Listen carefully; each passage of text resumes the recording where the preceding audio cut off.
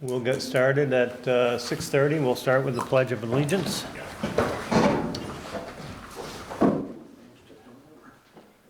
Pledge allegiance to the flag of the United States of America and to the republic for which it stands, one nation, under God, indivisible, with liberty and justice for all.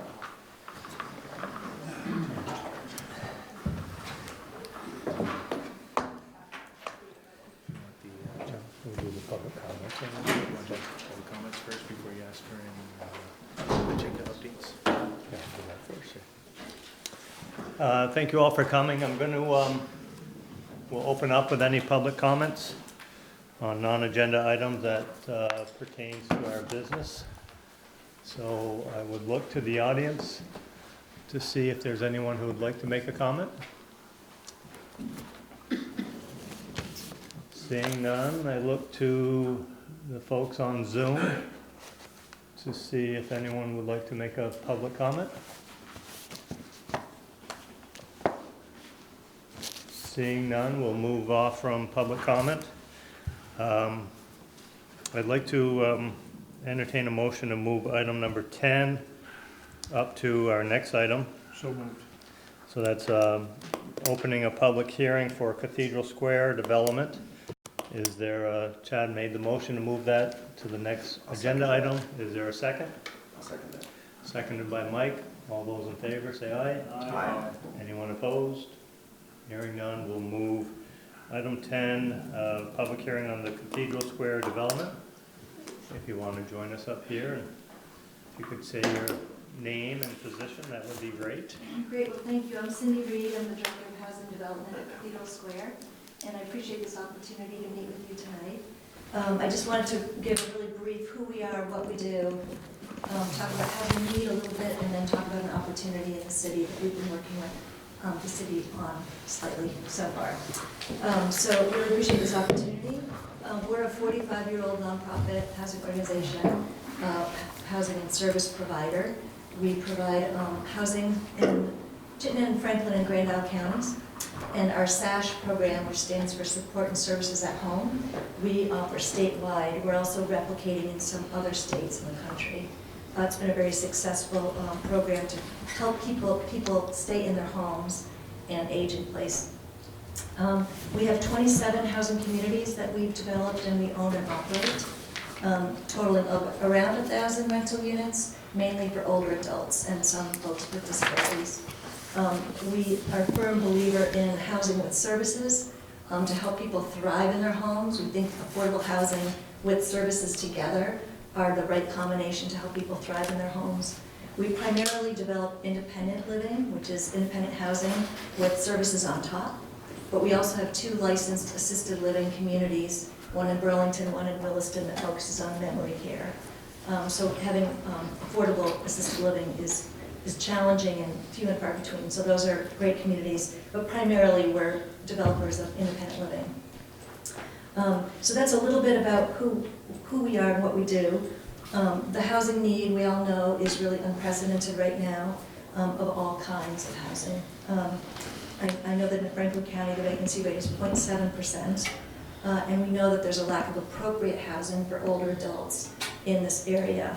I've been speaking with Jane Catton from Age Well, and she wrote a letter citing the need that they get at Age Well, many people that call and need furnace repairs or help with bills or unexpected medical expenses, and what they're seeing is an unprecedented need for appropriate housing for older adults. Sometimes people are house burdened, they have a big house, but they can't afford to keep it up and need something smaller with services that's accessible. So she's very excited and wrote a great letter of support for something that we want to do, which I'll talk about in a second. So we work, and our SASH program is very partner-oriented. We work with a huge array of partner organizations, medical centers, Howard Mental Health, Age Well, who runs the so basically our organizational wait list of people wanting to get into housing is about 1,200 people, which is more than the portfolio that we own and manage. In other words, we could create double again the housing we have and fill it. And that includes people needing independent living and assisted living. Is that is that statewide? That's of who we serve, so that's really Franklin, Grand Island, Chittenden counties, that 1,200 wait list. So recently, we opened a 30-unit development in South Euro, right in the village, right next to the health center and the library. It's very walkable. It's 30 units, and it's full, and we have 86 people on the wait list. We did a ton of local outreach and marketing because we wanted to serve that community. It's mixed income because we wanted to well serve that community, that community's demographic. So that's just an example of what we're doing. And I brought a couple pictures. Well, first I'll just say, we know there's this opportunity in the city that we've been talking with Dominic about, and we're very excited about it, the Fonda lot, which you all know because you've invested tons of money and energy into it. So we're really excited to potentially be part of this redevelopment, a revitalization of this blighted lot, bringing it back to productive use. The city's invested a ton of money in it to get a start on what's going to be the next chapter. It has bus access, close to services, which are the critical items that we look for in developing a senior housing community. It's a smart growth location in the growth center near the designated downtown. Those are all things our funders look to. And it's a way to address the housing crisis, serve older adults with their appropriate housing needs. And some of them will be selling homes and moving into them, and that frees up other housing stock for working families. So I just brought a couple quick pictures, and the same architect we're proposing to use on this new project is the one that did these sites. This is a project in Milton. I should call it project. It's a housing community in Milton, right in the town center. This is 30 apartments. It was built in, I think, 2017. Very energy efficient. Has solar on the roof. Has heat pumps for heating and cooling. Has thatch services to help people age in place. Serves a lot of the Milton community. And it's right near the town center. And then this is our Juniper House property, which we just finished just after the pandemic. We survived the pandemic with 4-month delay. And this is 70 apartments on North Avenue in Burlington as part of a bigger redevelopment of the former orphanage property. This is also mixed income, serving from 30% of median income to 120% of median income. And I brought those numbers just to translate what that means. But I just wanted to bring a couple of pictures.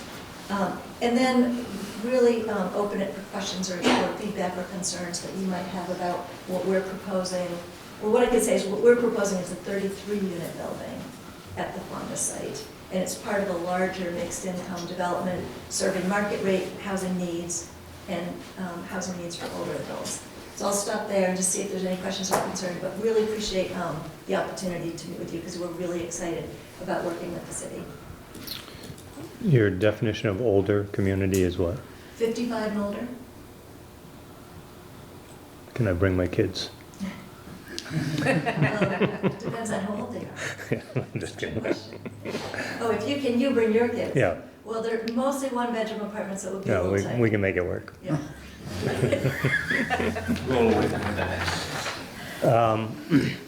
What is so the public hearing is, this isn't anything specific, this is just an overview, right? I looked at Chip and Dom. It's not a CDBG discussion, it's not. Yeah, there's no action required by the city council, just see if there's any public input on this matter. Good. Does Cathedral Square have anything else in the city at this present time? Yes, we own Four Winds community, which was an old rural development financed property done years ago. It was built years ago by a private developer. We purchased it in, I think, 2007 maybe, don't quote me on that, and renovated it. So we weren't the original designers. It's a very different look and feel than what we're proposing here, Yeah. which will be more urban. Yeah. But we're full, we have a big wait list. That's 100% subsidized, which this one would not be. This one would be more of a mix. But yes, we do own it. So this is a good opportunity to kind of spread our maintenance time and service time, which we're looking at that for economy scale. But that's a good question. That development has how many units? Four Winds, I believe it's 44. So you said you have about 1,000 rental units and there's 1,200 people on a waiting list to get into one. How long are people usually on the waiting list before they get in a place? Yeah, it can really vary. It can vary from, it can take a few years, you know, and so it can be very discouraging. And so what we tell people is apply now. Yeah. Apply now, because you never know.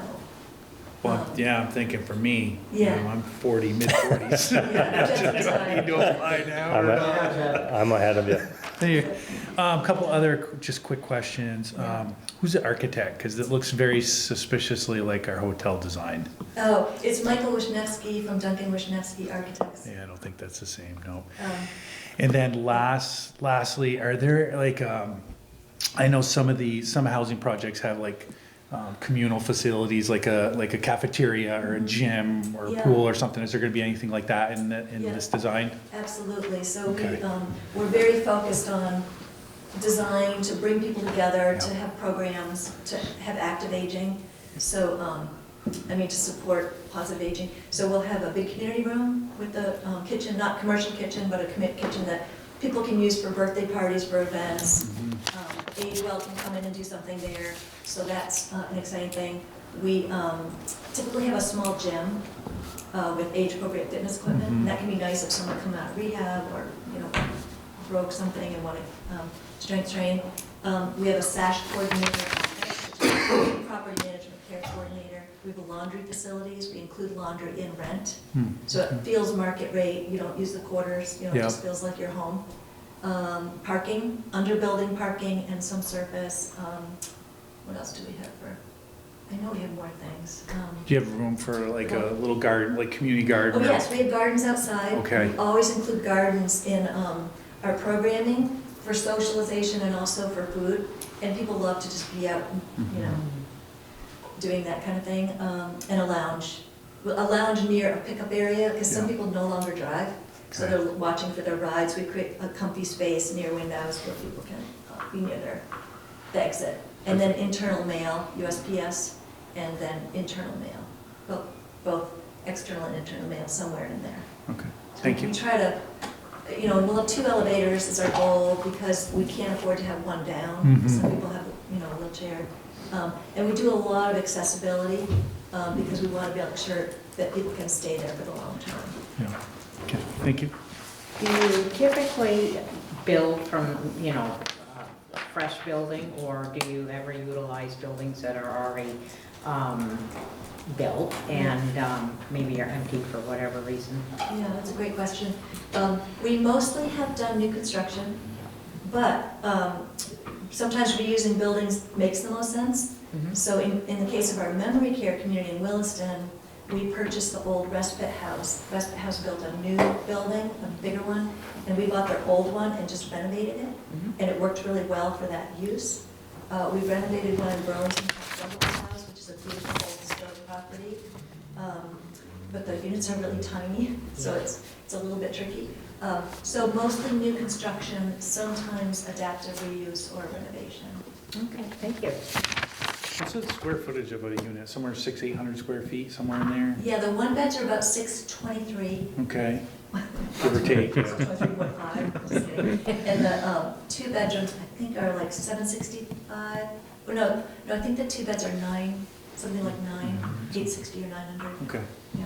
thank you. So, and here we're anticipating 27 one-bedroom units and 6 two-bedroom market units. So you and I had talked a while back about how it takes an awful lot to build a project like this. That, you know, the Bayview community, just the amount of permitting and the complexity of financing. You seem to have a model where you've been successful in building some of this housing where others haven't. So I'm wondering, and I also was talking to another developer that was looking at working with the city about how our expertise, and I'll point to, you know, Dominic and Chip and folks putting complex financing together. It seems like you're a good match as a partner, but I'm wondering if you want to speak a little bit to sort of what it takes to get these projects done and to keep them affordable from like a policy and a financing perspective. Yeah, that is a big question. Like, how long do we have? Yeah. I know the time's short, but I think it's an excellent match, because there's so much excitement in the city, and you've done so much, and you use public resources wisely in reinvesting them for community benefit, and that's what we're all about. So we're very dogged, and we are very mission-oriented, and our total focus is about residents, is about the health of older adults and appropriate housing. So we go after all kinds of public money. It's hard, you know, we get beaten up, we get back up, we reapply, but we have a vision. We kind of know what the funders look for, and I think this site really checks a lot of boxes around revitalization and partnering with the city, partnering with a for-profit developer, just using all those synergies. So we have high goals on energy efficiency, on accessibility, on the services we want to deliver. We want to see if there's a way we can not have to go through Act 250 as the whole project, but that's a legislative thing having to do with the private housing projects. I don't know. We've talked a little bit about that. I don't know if we can get that done this session. We meeting the legislature. Yeah, Representative Bongart's, I'm co-sponsoring his bill, so we'll see. Because that just saves time and money, and right now everyone needs to save time and money. So there's a lot more to that question, but we work closely with funders. We have a very positive track record. We're very relationship oriented. We never burn bridges. You know, we work with people of all types. You know, so I think just relationship, getting things done, understanding the nature of the funding, and the permit process, and then working closely with the city and understanding what each other needs, I think will all be critical to the success of this project. Thanks. Any other questions for Cindy? My only one for you, Dom, is what are we looking at relative to a timeline and next steps and all that? We need to complete a market analysis for the market rate portion of it. That'll get going in February. And then over the next couple of months, we'll work on assembling that deal. Cathedral Square is out in front a little bit because of their funding timeline. And then hopefully, in an ideal world, we would spend the bulk of the upcoming construction season completing some of the things we need to complete, like the new road and any lingering site work, so that the housing projects are in a position to begin, depending on how their funding aligns, late 23 or construction 24. So It's pretty fast. yeah. And will you have access to ARPA dollars? Well, we'll apply through the state for ARPA dollars, yes. Good. Hopefully we will get them. Okay.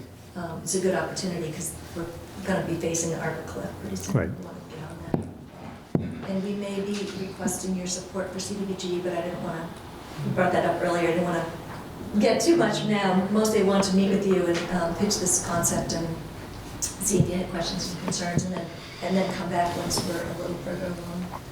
And you've had a chance to digest it. Council, tell me if I'm out of line, but I think you have our full support.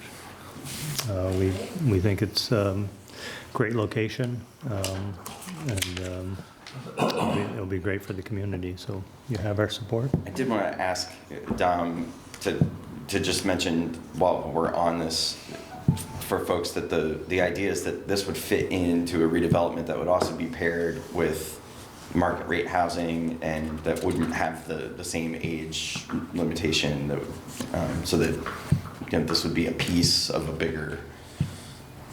Yeah, I've talked with the council about this, but I don't think we haven't talked about it publicly. Some of the employers are talking about the need for 200 units in the city, and we're hoping to provide those 200 units at one of our various development sites. Fund's going to be about half of that. Right? So we always try to link up market rate units with subsidized units, diverse housing units, you know. We think you need all types of housing, and they work best together. So, you know, it looks like this one, you know, is gonna be like 70-30 in an ideal world, so. Just a quick question on logistics, Dom. It looks like we put a bunch of snow there from Main Street would be my guess. We're running out of places to put snow. Is that something we're thinking about? We're thinking about it, you know, Counselor, if we ran out of snow places because we're growing like crazy, I'll take that problem. I will agree. But, yeah, we also use, I know Tim's, this might be in Tim's word now, I'm not 100% sure. You know, not having that be a construction staging zone, the residents in the neighborhood will be very happy. Yeah. I agree, and development sites are hard to find, snow storage sites are easier to find. Yeah. You know, not easy, but, you know, Marty's out in front thinking about that, you know, so. But it is, you know, ironic to think about the ways in which we acquired the farm site and how critical it's been, you know, throughout the redevelopment period, so. Been a blight for 20+ years, so. Yeah. Councilman Spooner is very optimistic we will get snow. Okay. Once in a lifetime. Cindy, thank you for your time. Thanks for coming in. Appreciate it. So folks, we're going to jump back to the budget presentation.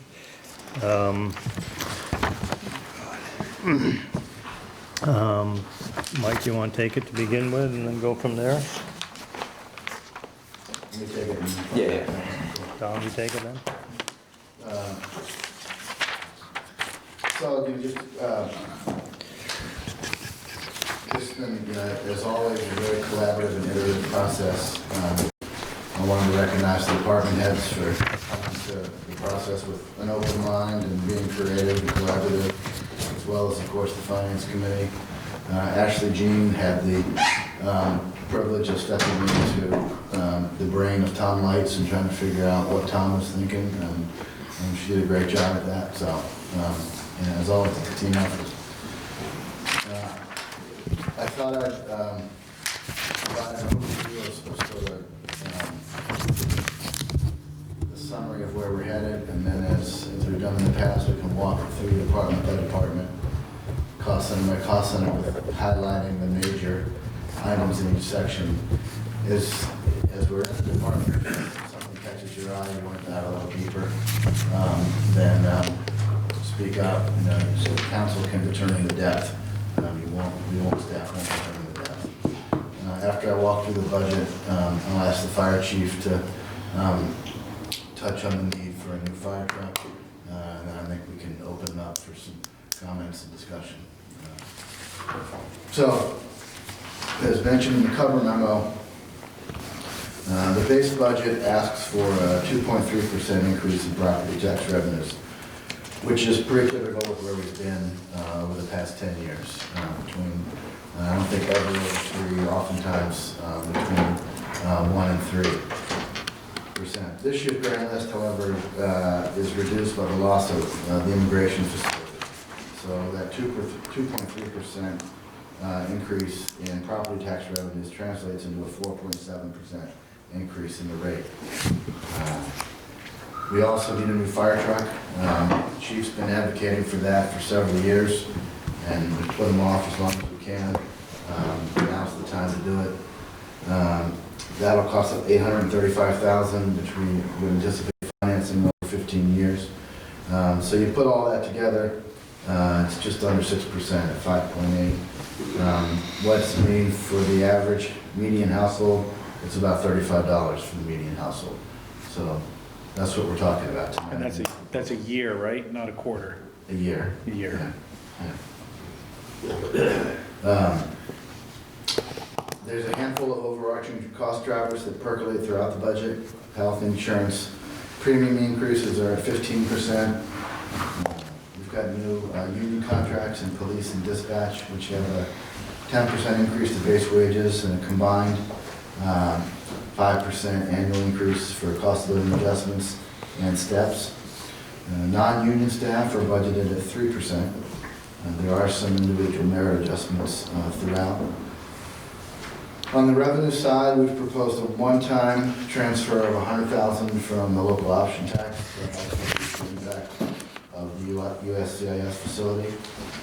And we're picking up some additional dispatch contracts, which helps offset our fixed costs and investments in the Georgia Tower. The pool appears to be performing well. We're only, half of the way through, but so far we appear to be on track. We had an expectation there that the local option tax would service the debt and the fees would pay for the operations, and that vision appears to be materializing. That same thing can't be said for the parking garage, and we'll talk about this when we get to that cost center, but we're recommending a 10% increase in the parking garage fees to try to rebalance things between the users and the taxpayers. We haven't done any increases at all to the base rate since we opened the garage up. That was 2016, 17, 16? I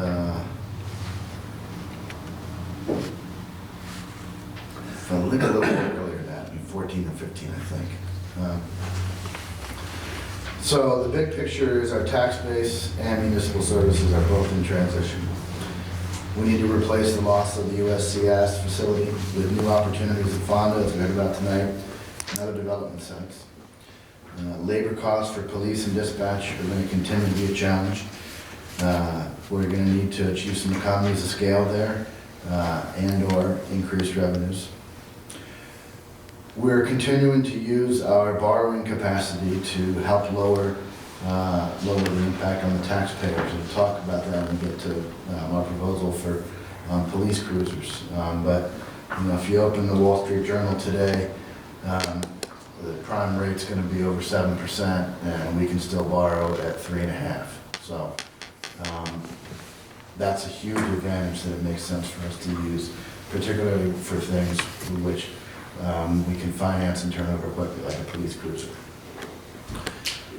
So that's a quick overview through it. We'll dive into the individual departments and flag me if you want to dive deeper. I'm going to start with the city clerk.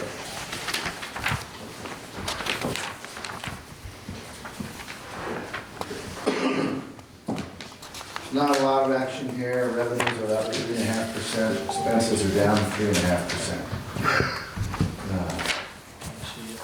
So it's well balanced. There's some adjustments that are occurring on lines 7 and 8 as we keep track differently about what line something is actually flowing into. But the net impact is pretty small. One feature I draw your attention to throughout the budget is line 43, net operations. That's the sort of the taxpayer ask, if you will. So it's each department total expenditures divided by revenues and what's left, expenses minus revenues and what's left. So this is the amount that we're asking the taxpayers to contribute. As you can see, the clerk's office does pretty well. Next cost center is finance and administration. Finance and admin is all expenses.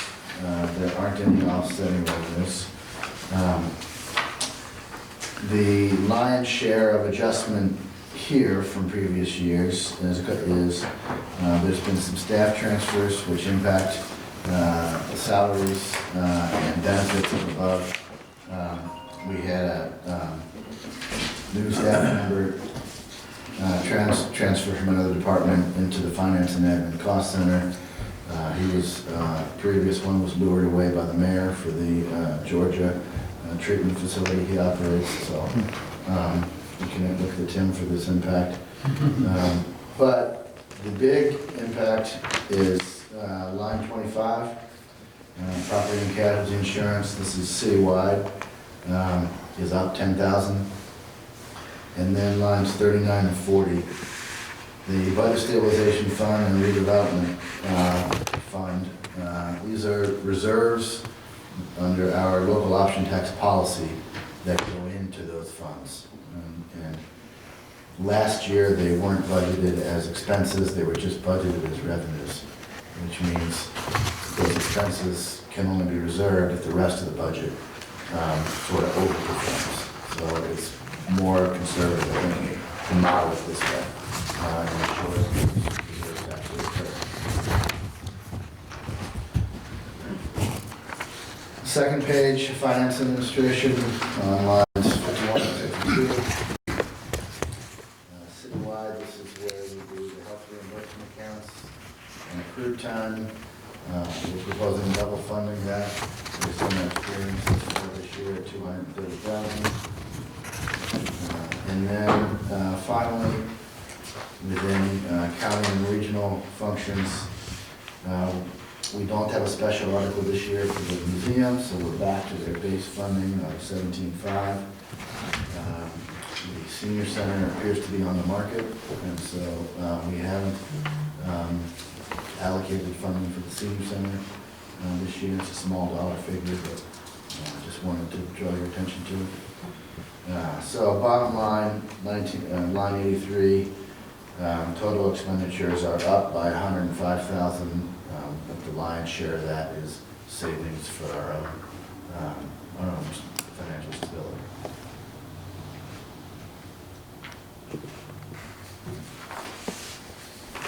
Next up is recreation. Spent a lot of time analyzing and figuring out the appropriate spending levels and revenue levels in rec. Draw your attention to a couple lines. 16, we anticipate some additional reimbursements from other communities, an additional $25,000 there. Line 18 is debt proceeds. We had some one-time money coming in for fit up at the pool, so that's not coming in this year. And so if you take out that 53, then revenues on line 23 are actually up because of the increase in other towns' reimbursement into that program. This is all general rec, so non-pool. Under general rec salaries, we have a slightly higher increase at 4% based on some of the new staff that took those positions. Line 30, minimum wage increase. And then line 41, we're planning to do the Houghton Park renovation this year, and we'll talk about that when we get to the Public Works Parks Cost Center. Some of that will involve not just maintenance on the tennis courts, but actually rehabilitating those tennis courts. So we don't have the maintenance line in this year. Quick question, Dom, on the revenue side, and maybe it's gonna be in here somewhere else, but we had stated when we did the lot that we were gonna take some of those funds and put them in rec towards low-income families. Yeah. Where does that show up in the budget? I'll show you. Last year, we put that in as a general contribution to rec, to lower rec rates overall. Yep. And so we're proposing to do that again Yeah, this year. okay. Yeah, I'll flag it for you when it pops up. It's mostly on the cover page, but I think it might show up later as well. If it doesn't, Okay. it can go. But it's in there. Okay, thank you. All right, so second page of general rec. Here it is. Great segue. Line 66. Got it, thank you. All right, so that's the 10,000 flowing in, and then up above, it's on the revenue side. Yep. And 67, we have some real storage needs up at Hardak.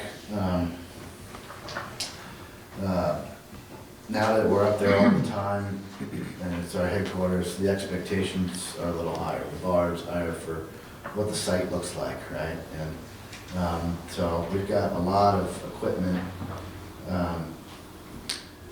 in and around the lodge and the ski area that really just, and the groomer itself, all of which needs to be in some type of a structure in order to last. Staff have begun a planning process for what that facility might look like, but it's just not ready for prime time yet. In the meantime, though, we need to have some storage, Connex storage boxes, to get some of the storage out of the front and center visual area where the neighbors complain about it and the visitors see it, and, get it back behind the house, so to speak. So that's what the storage boxes are, 167. So that's general rec,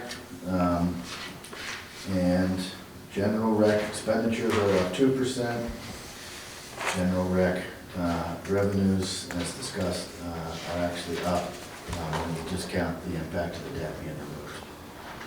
Now we're on the pool.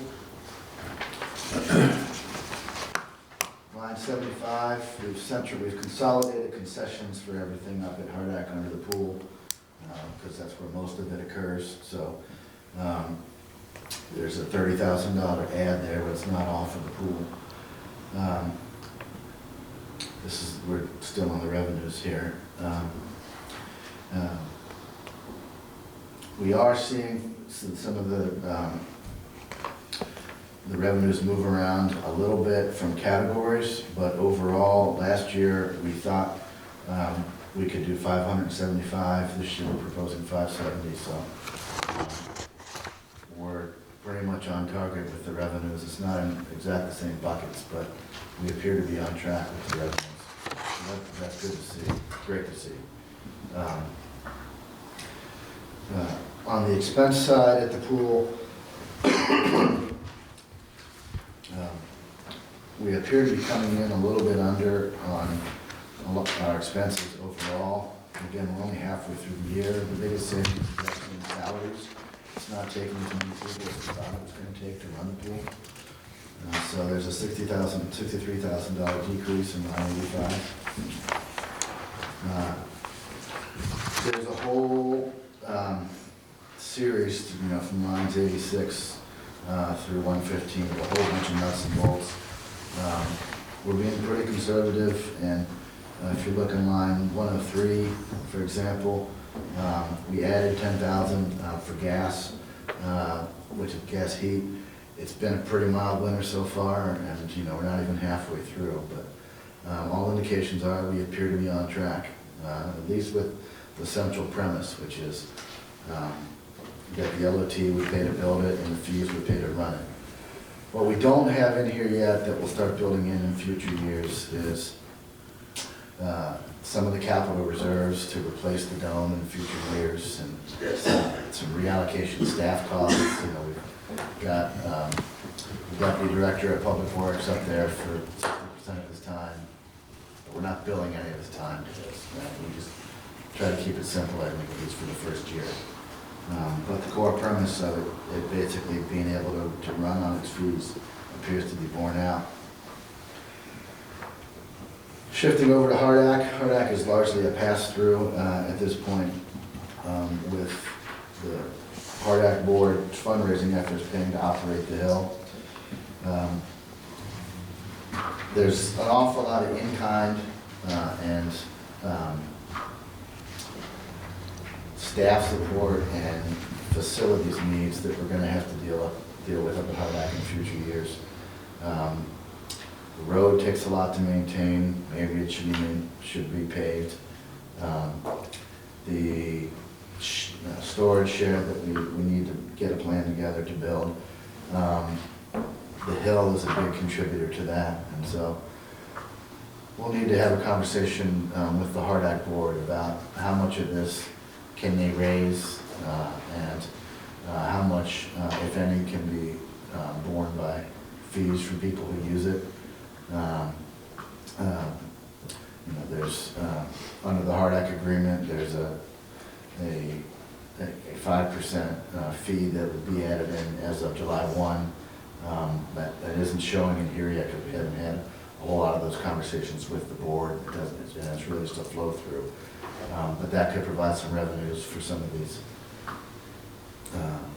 these maintenance needs. The idea wasn't that the city would have to pick up all the costs so that people from Milton could come up here and ski for free. So,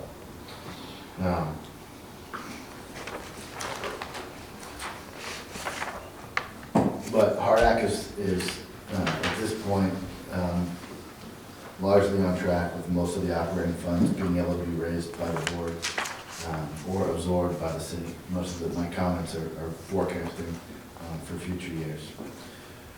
Barlow is a small cost center which provides revenues to the general fund. There aren't any additional CIP items. So net operations, by division for rec. General rec has a $52,000 investment from taxpayers by the city.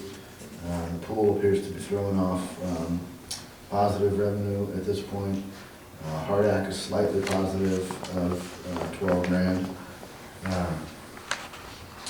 And Barlow is positive to 67,000 in producing revenues for us. So, Can we jump in with questions before we go too far? Do we, on the Barlow Street, do we have an escalator on that lease? yeah. There is one. And then what are you doing with the Hardak trash? I see you've done away with it. Is that combined with the city contract? The Hardak what? Trash removal?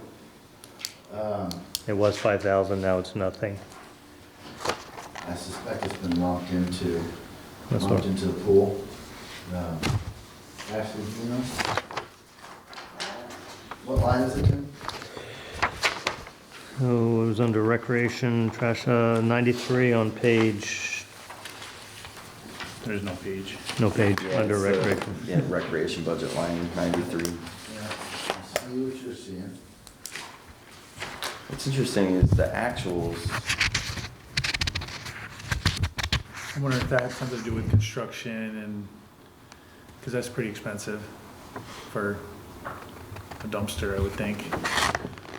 There's only one dumpster up there. Yeah, and that's So- pretty, And it's, shared amongst the Hardak activities, the lodge and the pool. So, we just gotta find where it went. Ashley, do you wanna chase that while we move to the next one? Up to this point, does anyone else have any questions?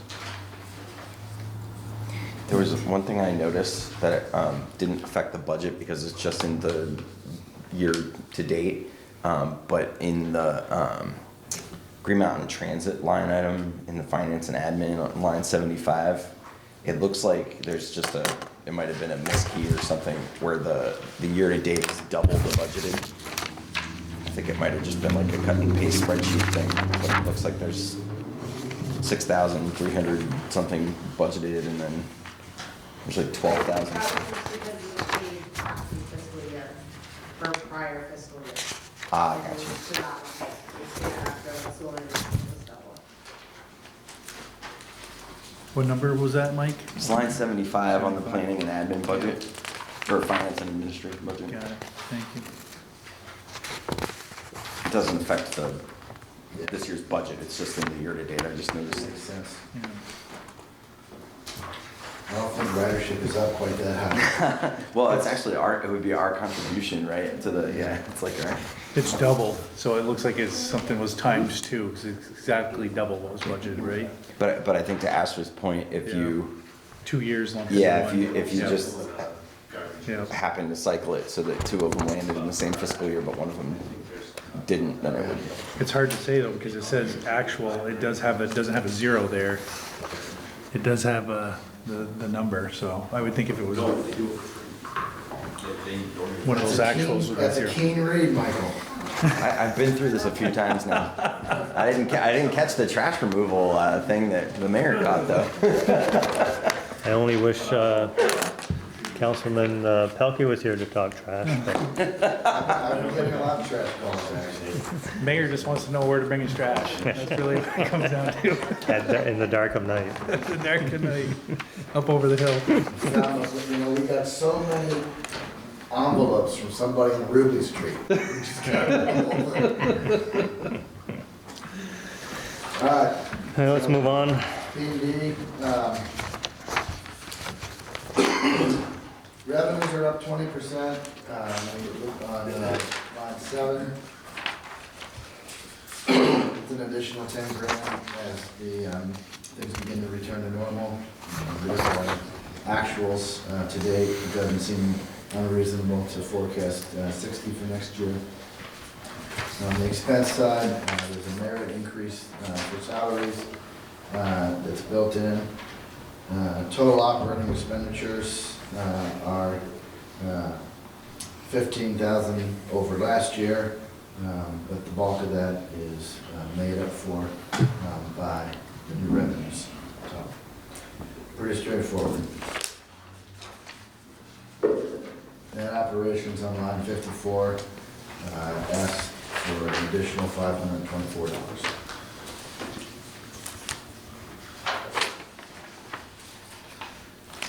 Next is our debt service cost center. There's a lot of pretty granular items in here, and we can go into as much detail as you'd like. There's really 3 new items, though.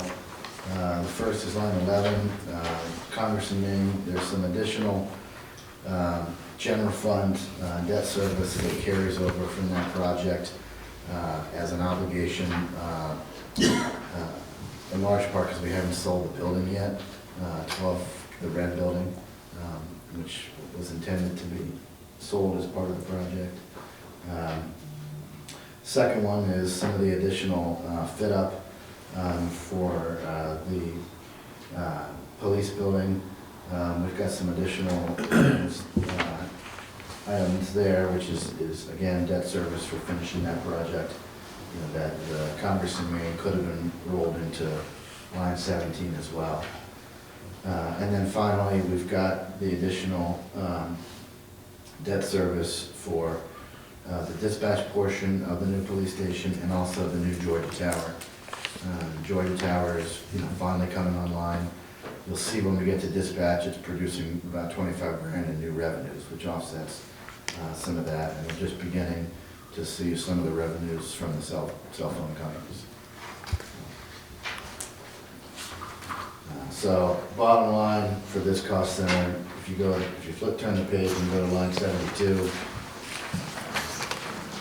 we've got an additional 77,000 in more in debt from last year, but the bulk of it is those 3 areas that I just highlighted.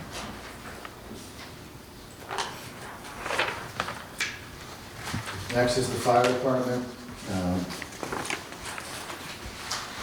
Notwithstanding their $800,000 ask, there's not a lot of activity in the fire department. So revenues are level funded at 107. Some salary reclassifications driving up that line item. Total expenditures of $392 for net operations. The amount we're asking the taxpayers to support of $285,000. So it's 13 more than last year, but well within reasonable line of expenses for what we get from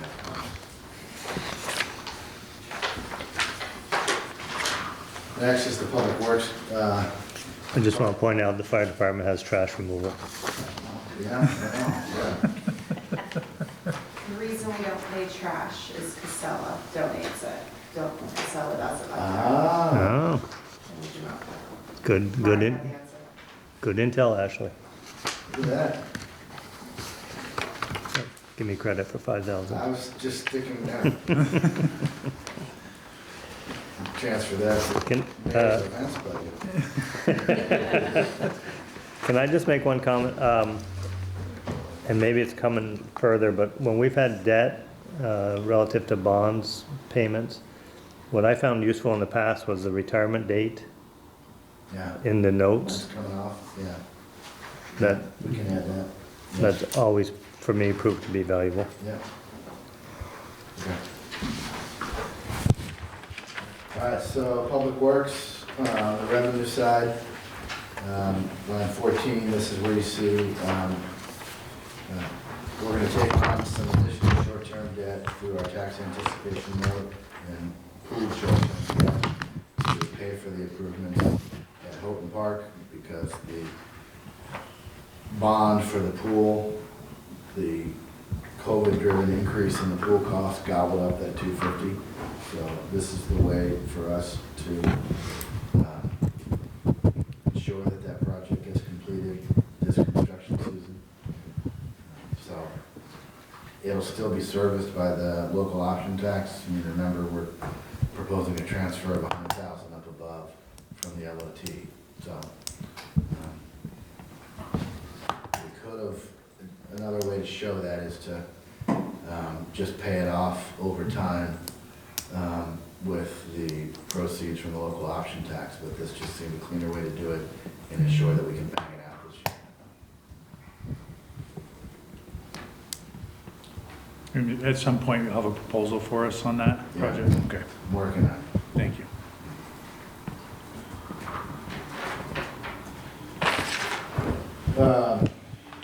Not a lot of activity in the admin center. We've added an additional $5,000 for tree removal.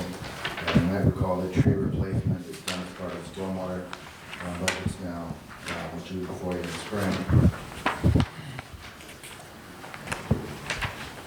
Not a lot of change on in the highway cost center. $12,000 that's up from last year. Street light maintenance, line 58 is costing us a little bit more. And line 47, health benefits, is costing us more. Citywide, we're doing pretty good on holding on to our employees in this climate. A lot of them are getting married and having families, so we're seeing upticks in our health insurance, but overall, our labor costs are actually doing pretty well.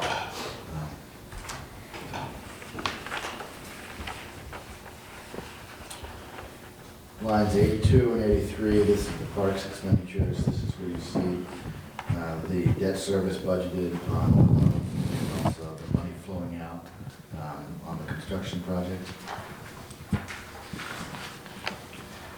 And then line 94, subtotal parks expenditures, change from last year is 289,000, but 250 of that, 280 of it really, almost, essentially the whole thing is the Houghton Park project.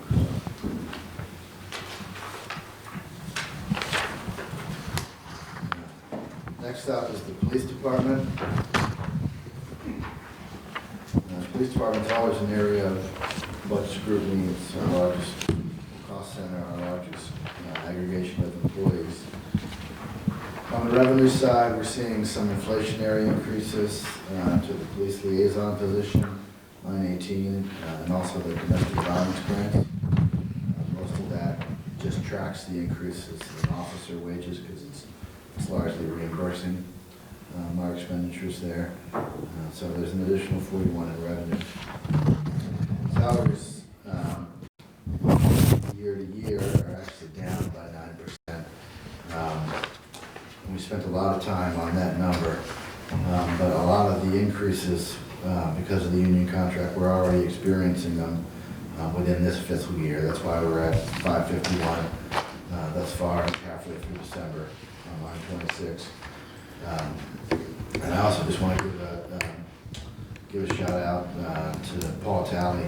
Commander Talley's been doing great work in managing the schedule and the budget and getting some of those, the salary line item and the part-time line item, and the overtime line item, getting all of that under control. Some years that's been a runaway train, so Paul's been doing great work, and that accounts for some of the stability you're seeing showing up in that lineup. So there hasn't been Parks Patrol in a few years. Are we just gonna do extra patrols or something and go by the parks in the summer? Is that the idea? Yeah, I mean, there's no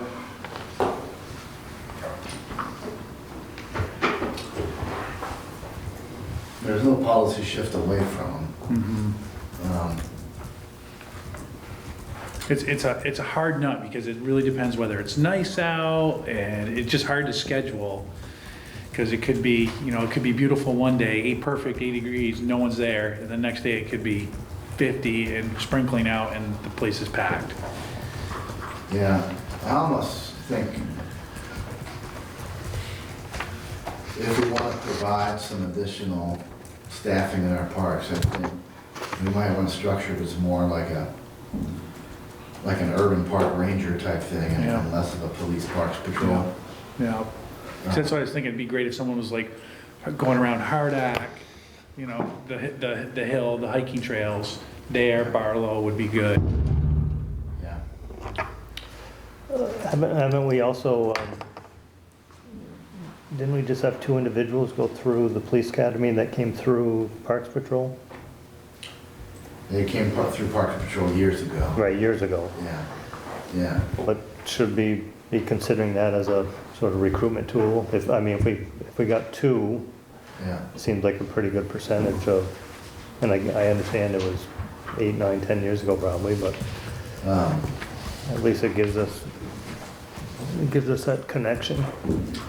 Yeah, let me visit with the chief and Kelly about both of those. I mean, both of them, we can make a programmatic decision to have Parks Patrol and fund it out of our salary line item. We don't have to do it as part of the budget, right?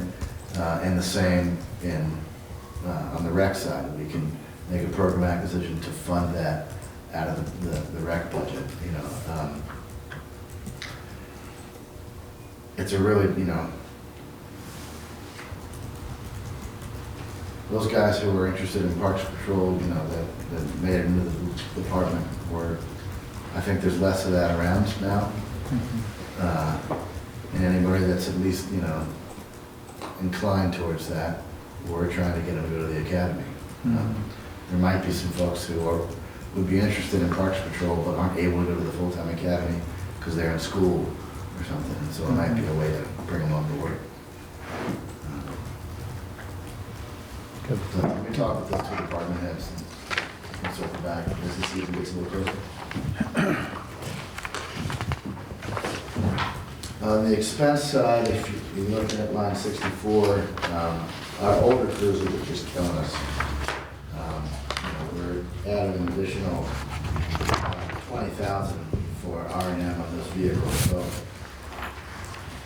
the new cruiser fully outfitted is about 80, right? So you pair that with our really low borrowing costs, and it seems to make more sense to us to have fewer cruisers, but turn them over in 3 years, finance the whole thing, and sell them at the end of the 3 years and get another one. And so that cruiser would be used nonstop. You know, the day shift would drive it, and then the night shift would drive it. But we'd have fewer, nicer cars, fewer of them, fewer sitting around, and hopefully lower R&M costs. How many cruisers do we have now? Marked and unmarked? 7, 8? 8-ish, you know, it depends on 8+ by the time you layer in command vehicles and dog vehicles, and so Okay. I think we could get by. You know, if we've got 8, I think we could get down. You know, we could drop that, you know, by 2 or 3 if they were cycling through faster. Yeah. Okay.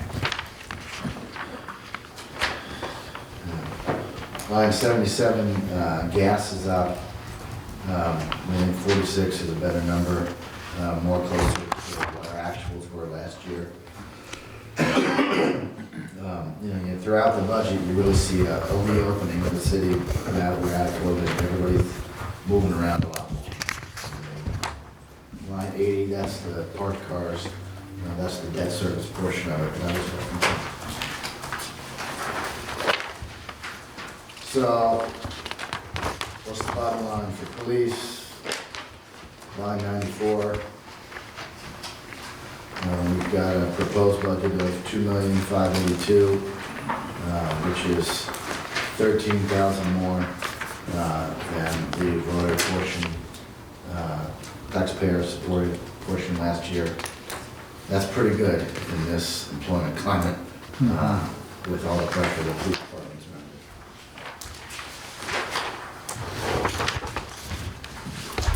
under. More of the emphasis from ask to taxpayers is actually on the dispatch side of the equation this year. Dispatch as the economies changes and as the intensity of the calls change, has become a real focal point for us. We don't have a strong dispatch center. It wears out your command staff, it wears out your police chief, and the officers and all the first responders. It's the critical link, right? So I think in past years, I've made the mistake of probably not finding that enough. In my mind, they're more police officers and not firefighters, but I've been persuaded that they're equally as important, and if you don't adequately fund it, you pay the price. So we anticipate an uptick in our dispatch service contracts. There's an additional $94,000 coming in there. We're budgeting to not have quite as many E911 or public safety answering point PSAP calls coming in. We're still interested in that line of business, but it wears our staff out. And we've got it set up now so that if we don't have the staff, as many staff on, the fewer people who are there don't have to take those calls, and that's helped us hold on to staff a lot more. So Mike, is the state's objective to maintain the PSAP centers that they currently have with the state police, or are we, because at one point they wanted to get rid of many of them? It is my understanding that they are getting rid of them. So it's not a question. Right now, we're on borrowed time. Yeah. Is my understanding. And this issue of how we provide dispatch to communities that have traditionally, for a long time, have gotten the service essentially paid for by the state for free, when they would really need to turn to other PSAPs that are near them, that like us, or in some areas, we're going to have to help subsidize the standing up of new PSAPs. This is something we're going to be talking about a lot over this year and next year, and it's going to take, I think, both a state investment and the creation of a funding mechanism that brings everybody into the fold and creates some fairness between communities that have made big dispatch investments like ours and small communities that have just gotten their dispatch done by the state police without having to make any contribution. So it's one of the thornier issues, and the overlap with that issue and the EMS issue in a lot of communities is not lost on me. So public safety generally and dispatch specifically is something we're going to really be focused on, but yeah, I mean, borrowed time. Okay. It is the But it's not something that's like, oh, that's going away, because a few years ago they were like, yeah, that's going away in June. I think what happened is that, so you've got a new commissioner who I think is taking a different tactic. Instead of saying, the sky's falling and you're about to lose this service, it's like, we have to get out of this business. Let's help do this. Your way to do it. I've been in my new job for a week now, and I've already had a couple or 3 conversations about this exact thing, so it's going to be a focus. Okay. Thank you.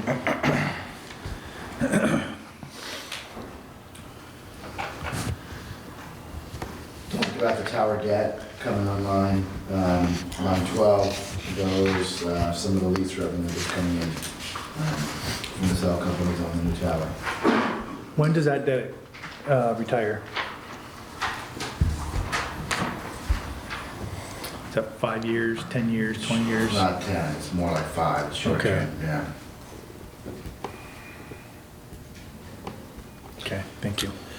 What's the, I'm jumping ahead a little bit, but why such an increase on the radar base? Is that just 39?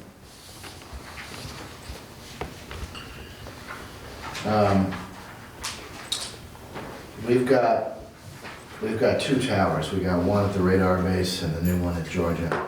And neither one of them is quite all we'd like it to be. We need both of them. Georgia is newer, and we have more autonomy there, because it's not regulated by the feds, but it doesn't cover our entire service area on the map. It fills a hole, and it allows us to pick up some new contracts, but it doesn't shoot as far north. The radar base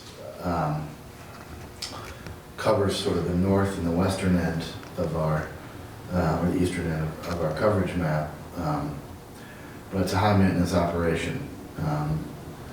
We can't quite build the structure that we would like to build up there to provide the insulation that the equipment needs. We can't go quite as high as we'd like to. We're always sending Matt and others up to clear trees so that we can get a better line of sight. So this is more of a maintenance issue than a rental issue? Yeah, there isn't a payment for renting it. It's our own, trying to improve our operation up there. Good. If you want to expand your services, that was what was killing us before in some locations, was we couldn't hit all the areas. So I think Georgia really helped fix some of that.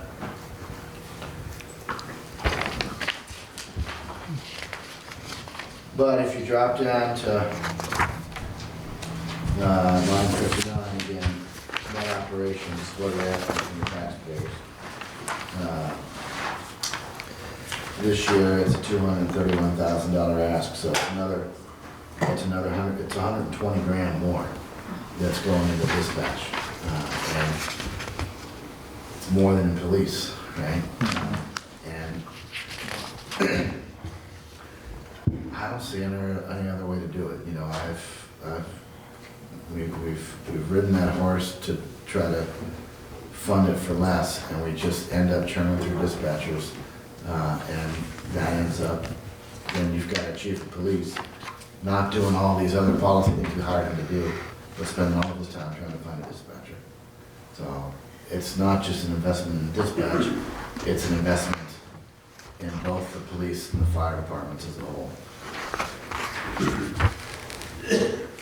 So that's dispatch. Animal control continues to bump along. Tough nut to crack. We still have a hard time finding somebody who's local. It'd be great if we could find somebody in Chad's neighborhood who wants to be an animal control officer. Would be nice. We've just been able to find one over in the islands. He does a great job. Jim is great, just a long ways away. Yeah, yeah. But can we convince him to move closer? Talk to his wife, maybe? Well, my pet peeve, so the expectation is skunks, possums, and raccoons will be on the rise in the spring. We don't have any allocation here for Pest Pro or anyone to do the trapping and removal. Once again, that's one of the biggest, it's not a complaint, but comment that I hear all the time is the number of skunks people are seeing, You're not thinking big enough, Mr. Mayor. We had bears and moose last year. Okay? and the bears didn't spray the dogs. Bears in spring and So moose in the fall. What's skunk budget?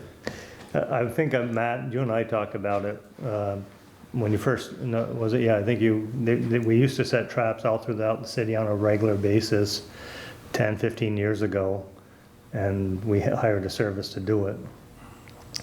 I think we need to be prepared for that come spring and summer. Do you know who did that? David McWilliams. Oh, we do. The man was set traps every morning, and he'd go check them in the mornings and bring them down to the waste water plant. There was traps at Marble Street School, any problem area, Bolton.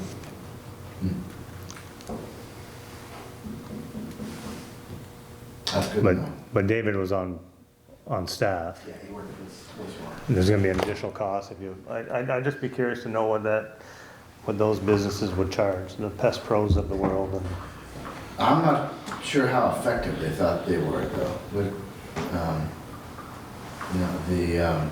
what did you hear from the neighbors?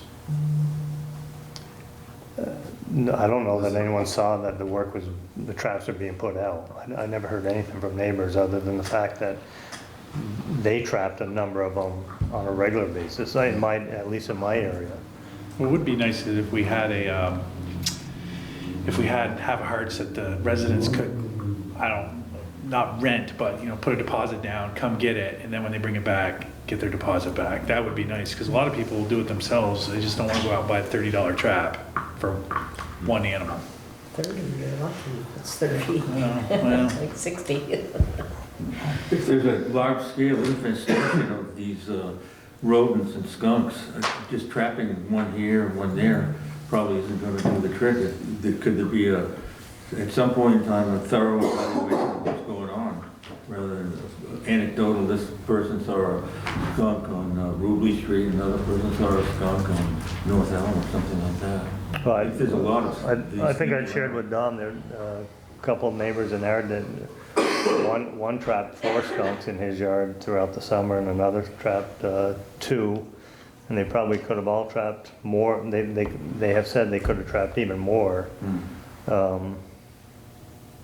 But I just think it's something that needs to be discussed and looked at moving forward. I've gotten 3 or 4 groundhogs from my backyard. A couple. Your house? Yep. Yeah, we do too. And there's been comments of rats as well, right? Rats on Ferris and Diamond. Yeah. So, Yeah, we had a whole family of groundhogs, babies and, so I caught all the babies first, and then I got the parents later. yeah. Yeah. And we always have skunks. So I just think we need to be prepared at some point. Yeah, I mean, we could move some money around and allocate it. The hardest thing is the staff time to do it. McWilliams, like, for all of his weaknesses, he was freaking. Oh, good at he was this. good. He was excellent. I mean, he was kind of a 1 in a million. No, he was excellent. We don't need to put that in minutes, but I'm not sure that's replicable, No, he did a hell of a job. Like having a dozen hammer hearts that folks could buy, and, that's easy, right? It's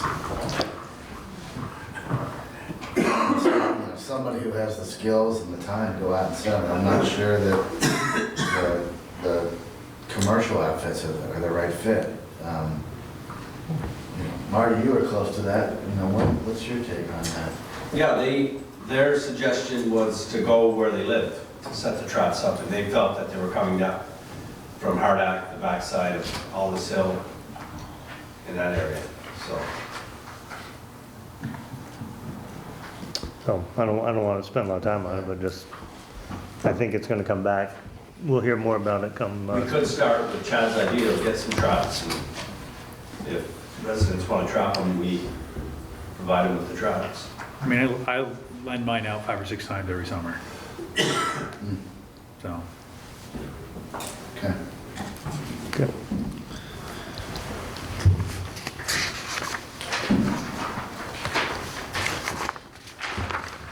So if I see Dave McWilliams, I'll tell him, come see you. Yeah, you should. Tell them we're hiring.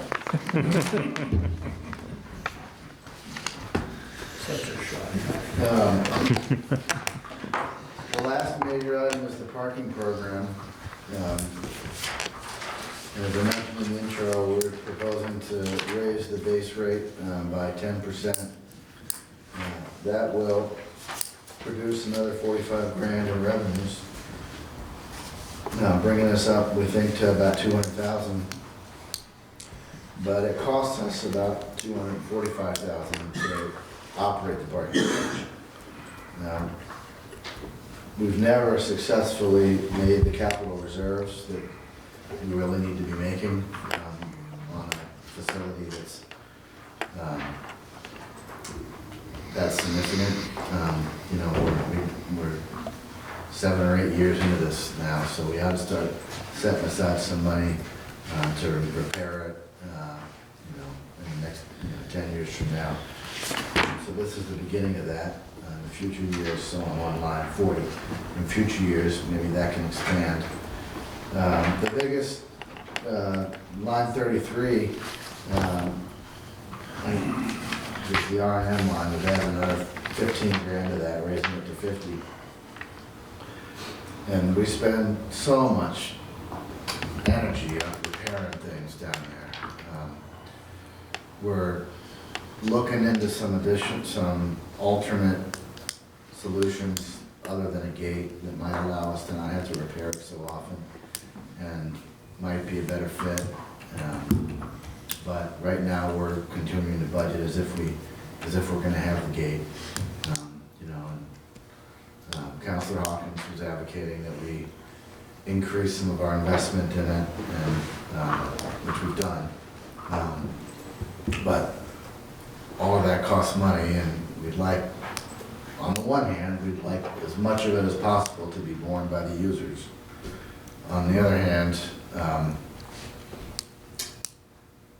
we need the downtown parking system to work as a system, right? And if we raise it too high, people won't park in it, and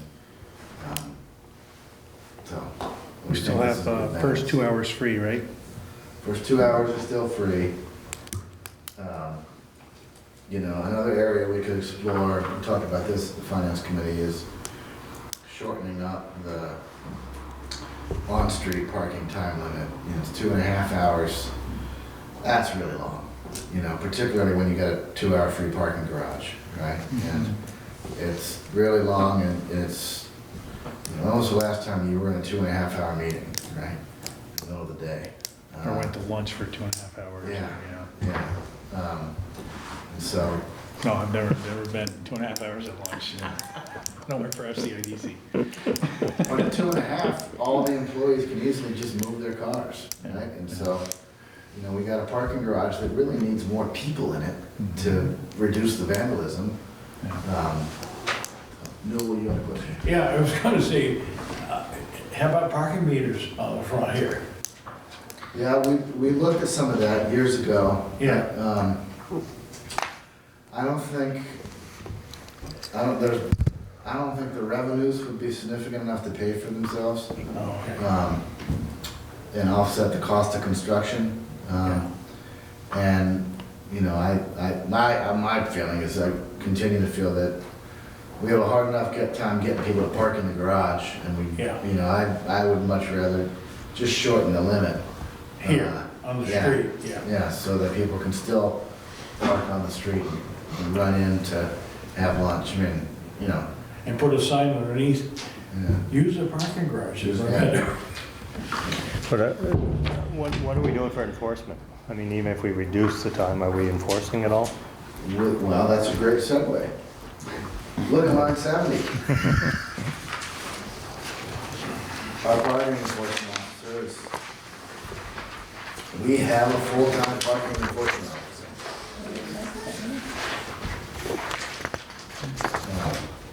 With a designated parking enforcement vehicle, sometimes finds its way into a handicap space, if you've seen on Facebook.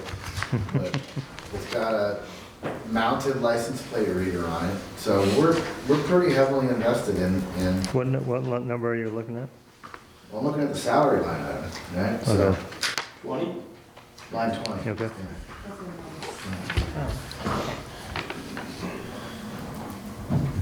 So, you know, you add that in with the benefits, you know, we're making, you know, that employee's very valuable to us. He does a lot of things. Well, that was gonna be my comment. Yeah. It's not strictly just parking enforcement. Steve's doing, He's doing a lot. He's a fireman, he's a certified water operator, you know, so he's worth every penny of it. How much of his time is with parking enforcement, would you say? varies. 60%, I think. How much? 60, I would say. And do we have the, Marty, is the reader still active? The license plate reader? Yeah. Yeah. I mean, I think the on-street parking works well enough. The only issue I think we need to solve for here is we need to make the parking garage function better, and we need to drive more people into the parking garage so that we have fewer people doing nonsense up there, and we can drive the rates up a little bit to cover our costs. So, yeah, there's over 100 spaces that are vacant every single day up there, right? And so that's a huge asset that we ought to deploy to make things run better. Or, alternatively, we can say it's valuable to us for the taxpayers to support it. We want you to be, that's a different interpretation. It hasn't been where we've been. Historically, we've been, the TIF paid to build it and the fees pay to operate it.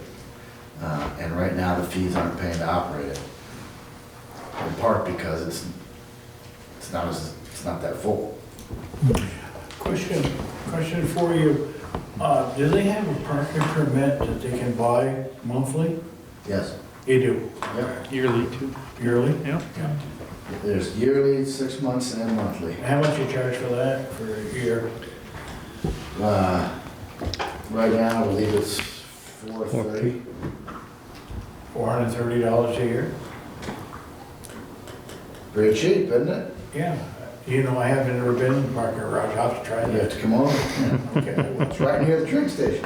Yeah, I know. I know where it is. It's right outside the hotel. I know exactly where it is. Do we have any kind of parking validation thing in place in the city here?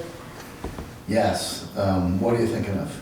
Well, like in Burlington, if you go in a store or something, you get a ticket validated and,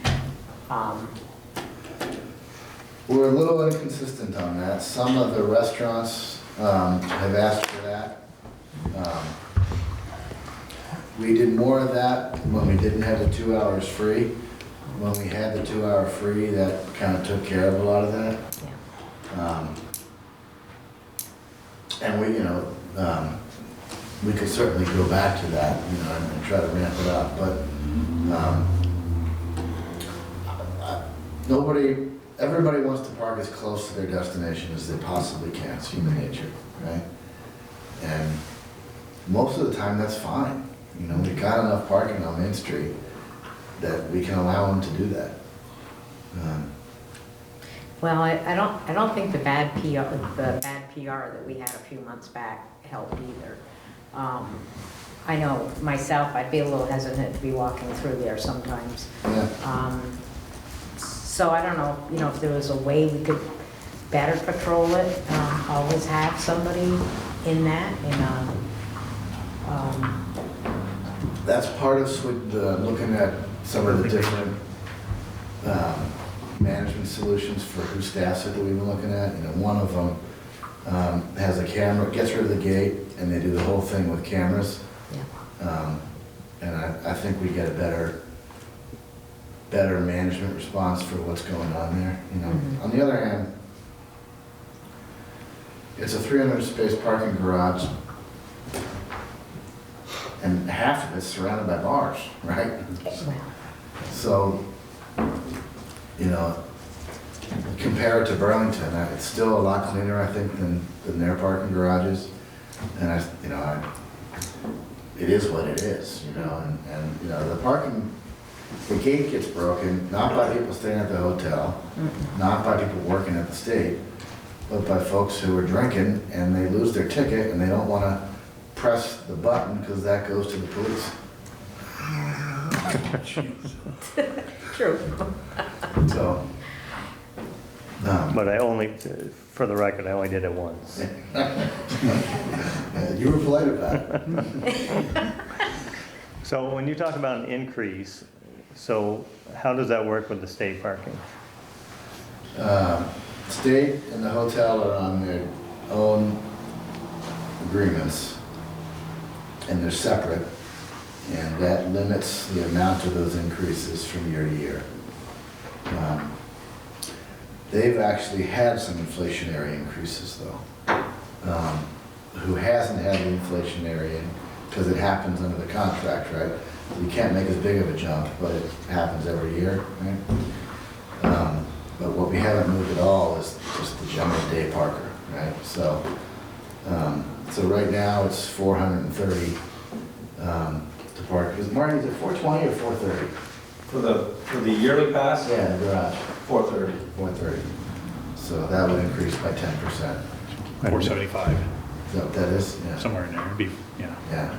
And your Does the daily, state just pay a flat fee to us for a X number of employees that they have? They pay a flat fee, they pay half the rate, basically. Because they get so many spaces and that kind of thing. Yeah. and Marty, 50 cents an hour, is that what it is? Yeah. Would the daily go up? Yeah. So that'd be 55 cents an hour or whatever? Yeah, yeah. I mean, I'm not wedded to the 10%, I just, it was an easy thing to model in the budget, right? We haven't raised them since we've opened the garage. Yeah. We were talking earlier, remember what year they opened it? I thought 2016, but, I was gonna say, I think it was, 17, late 16, early 17. okay. Any other questions on that, anyone? And I think that's it. The RJC is budgeted under county and regional functions. Library is included as an FYI, but we don't have any jurisdiction over that. Now, we talk about the fire truck?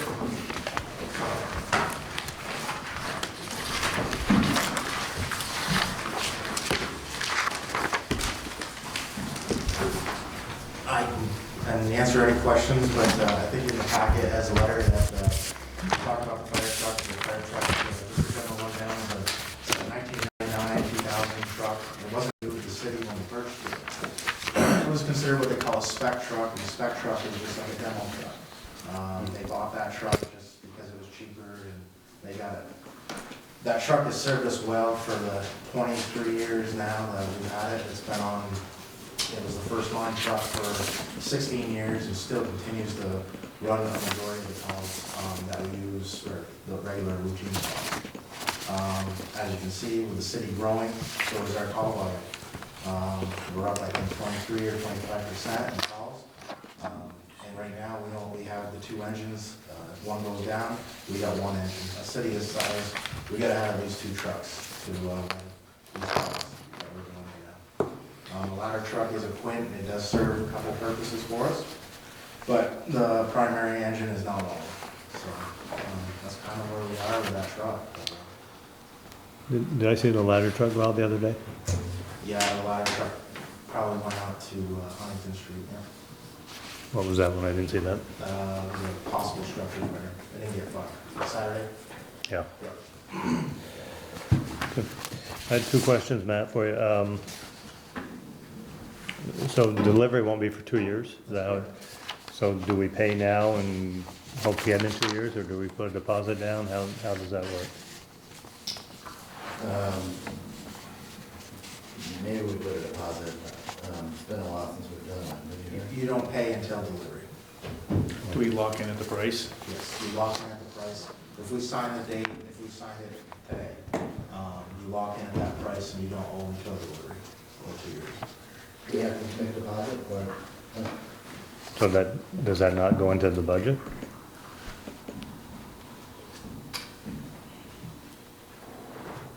Well, I guess we could set money aside, but over the next 2 years or whatever it would be, but there seems to be, there might be an opportunity there. we could feather in the debt service, is that where you're headed? Yeah. You know, if it's 2 years out, we could do half now, and the other half. Yeah. And then the other question I had was, is there any value to, will we get anything out of it, resell, or, doesn't sound it, but. It's hard to say what used trucks are going for right now. You know, a good truck, you can put it out, but you might, I'm guessing, I'm not really sure that we could get a ballpark, but right, 50, I was just curious. Yeah, maybe 50, 60,000. Can we keep it going in operational condition for another couple of years while we wait for the new one? I hope so. It's, every time the truck goes out, I cringe and say, when am I gonna make the call that the truck's dead on Main Street again? Because we've, in that letter that E1 wrote, we've had major where the supply, the actual main fuse of that truck is shut off and the truck was dead. And that's responding to emergency calls.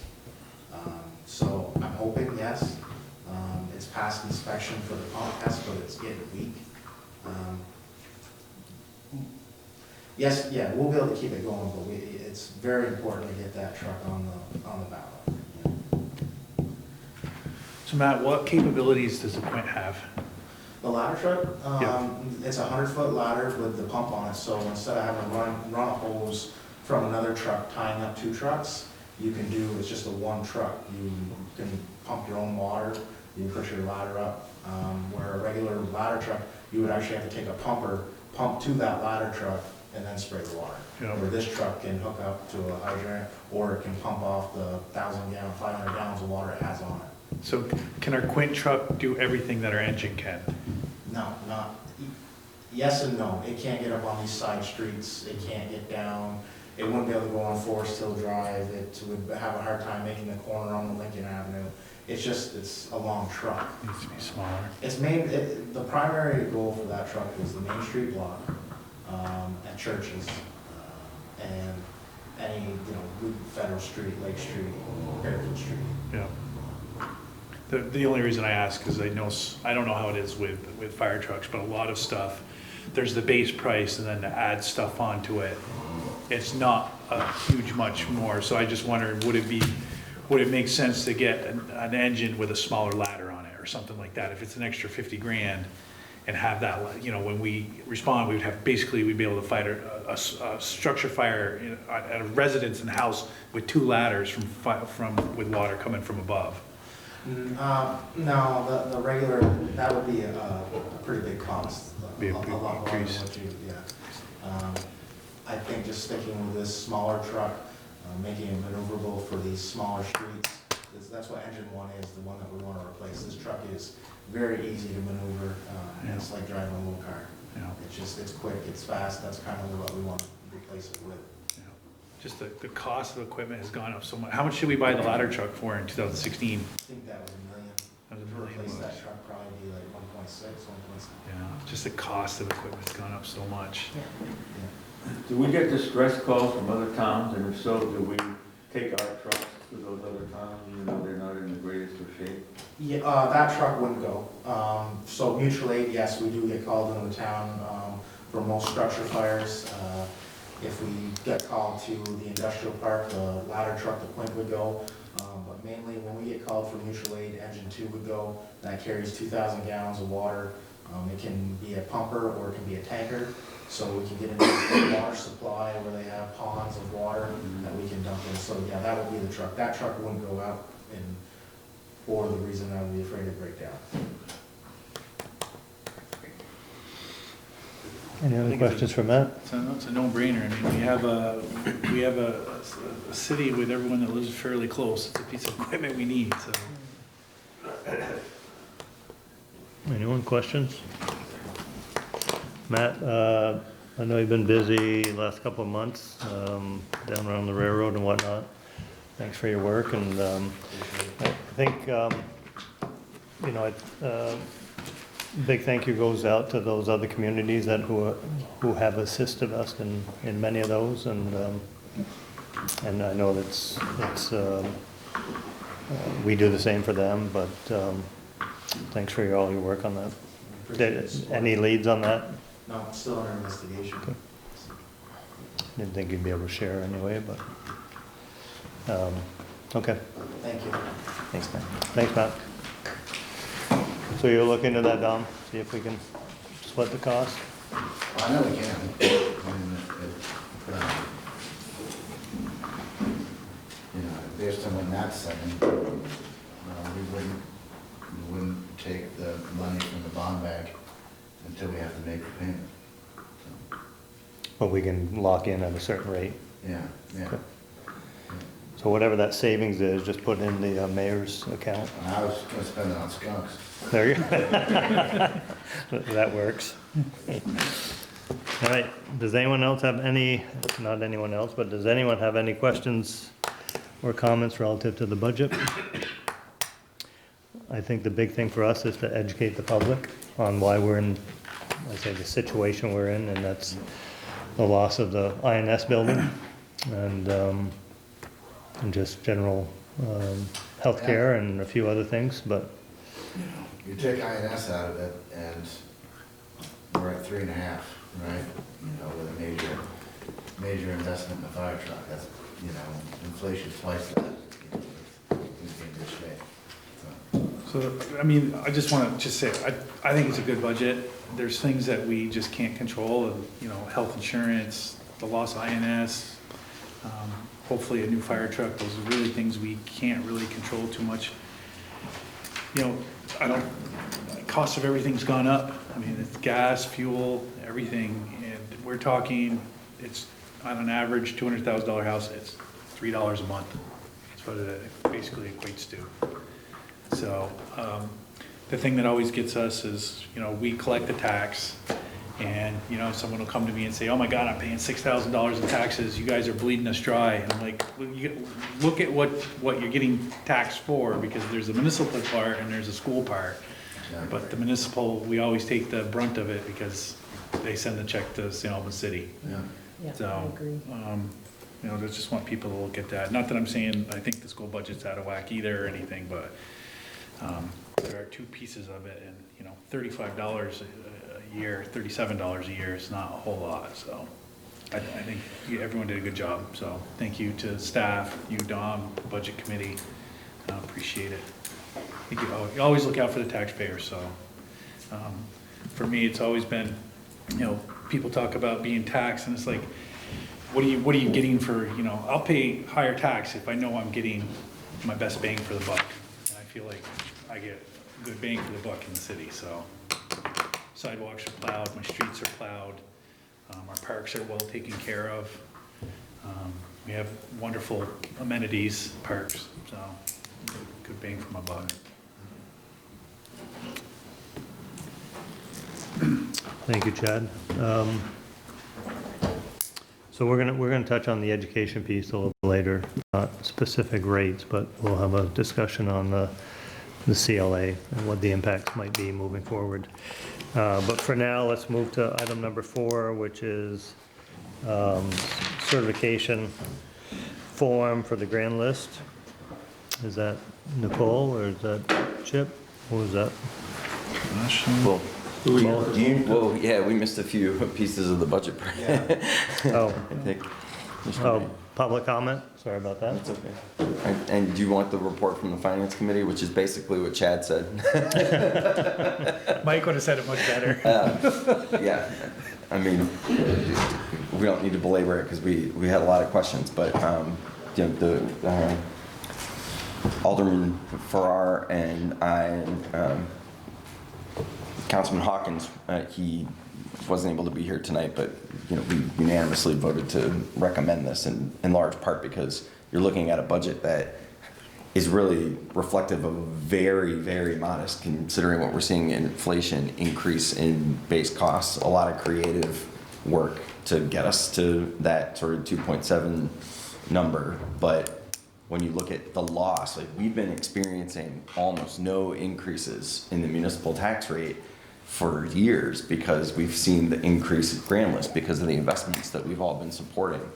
And this year we're seeing, because of the immigration building, you know, the first decrease we've seen in a long time, big hit to the grand list.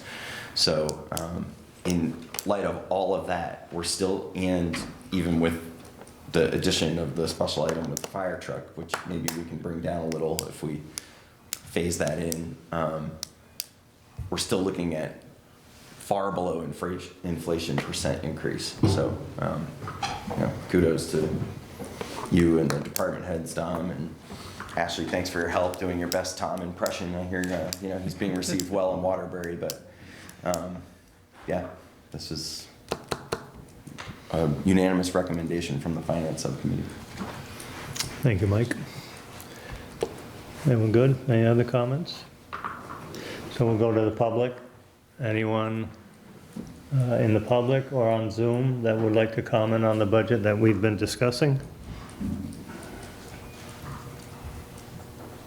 Just jump in if you do have a comment. Seeing none, we'll move on. Proposals of amendments.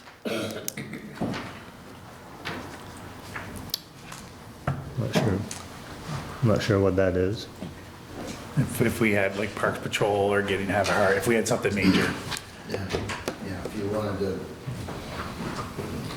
redirect 10,000 from this to that, or, I believe that's how we got the mayor's budget the first year. Anyone have any, I mean, we've discussed many of them already, so. Anyone else have any other thoughts? You good with? Do you need us to officially? So I guess the question is, unless there's objection, staff will work to take this budget and put it in the final form on the warning, and then set up a call to adopt the warning for town meeting. Okay. That works, everyone good with that? Yep. All right, so we'll move forward on that.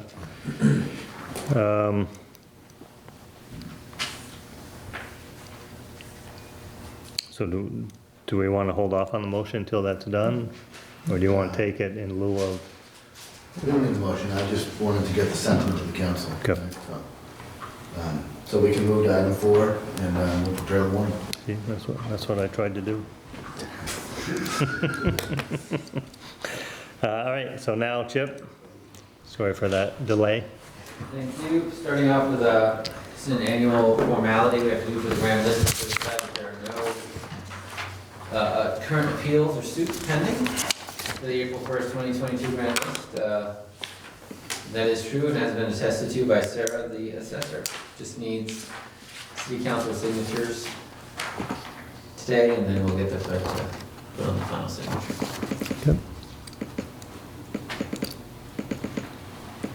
So we're just authorizing what you've presented with no motions needed?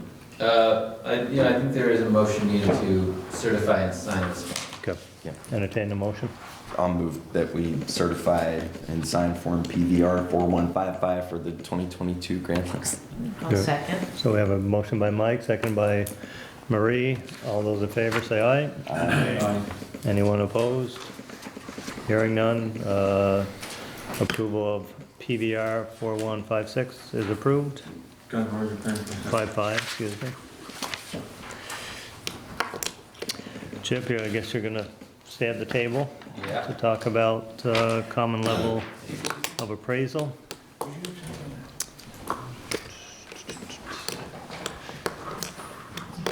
So this is a topic we actually talked about last year, which has been impacted by the level of purchase prices of homes throughout the community and what the impact is on the education budget. So Chip, I'll let you elaborate on that. When the education funding system was created, the state decided to use a check on fair market values versus grand list values to make sure that no town's grand list was getting too far below market value, and which would mean they were paying less taxes than other towns. Because market values became the great equalizer for all the towns. So every year there's a study of the last 3 years of sales versus what the values are on the grand list. And there are a lot of, it's not as simple as an average of all the sales. Some sales are thrown out because they're not quite at arm's length. Maybe they're between family members, or it's not apples and oranges. And then there are various different analyses applied to it that we're still learning about. But what you end up getting is what you can think of as your representation of how your grand list compares to the fair market. That's the common level of appraisal. It's normally a percentage. If you want it to be 100, that'd be great, because what ends up happening is that that number, or the tax rate that's set by your school budget, ends up getting divided by that CLA. So if the CLA is less than 1, it actually inflates your school tax rate for your town. But that's how the state makes sure that you're putting in a little bit of extra to represent the fact that your grand list is valued below fair market. The city's CLA fell to 70.95%, which was quite a drop. And At first glance, I think it's easy to have been tracking home sales over the past couple of years, and knowing that there's been a COVID effect on the housing market that have made the housing in our area much more popular across the country. So what happened is that with the latest CLA, the year 2018, which was before COVID, dropped out of the study. So all those pre-COVID numbers, which were closer to our grand list values, they drop out of the study.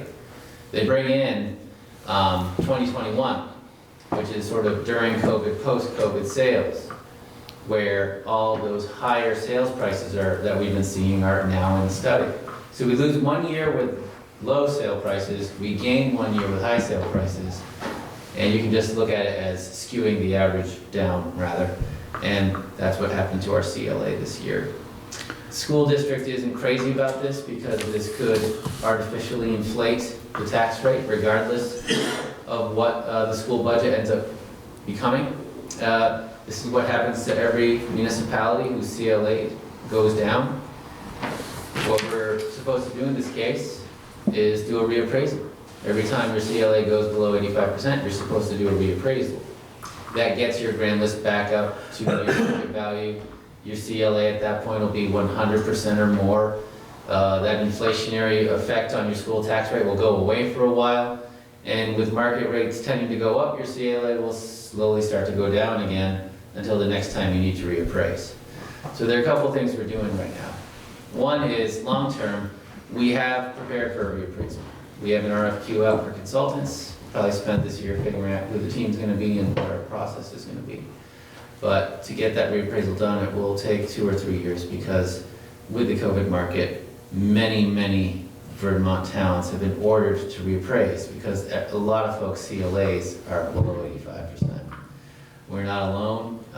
There are only so many consultants in the state, so it might take a while to get the reappraisal done.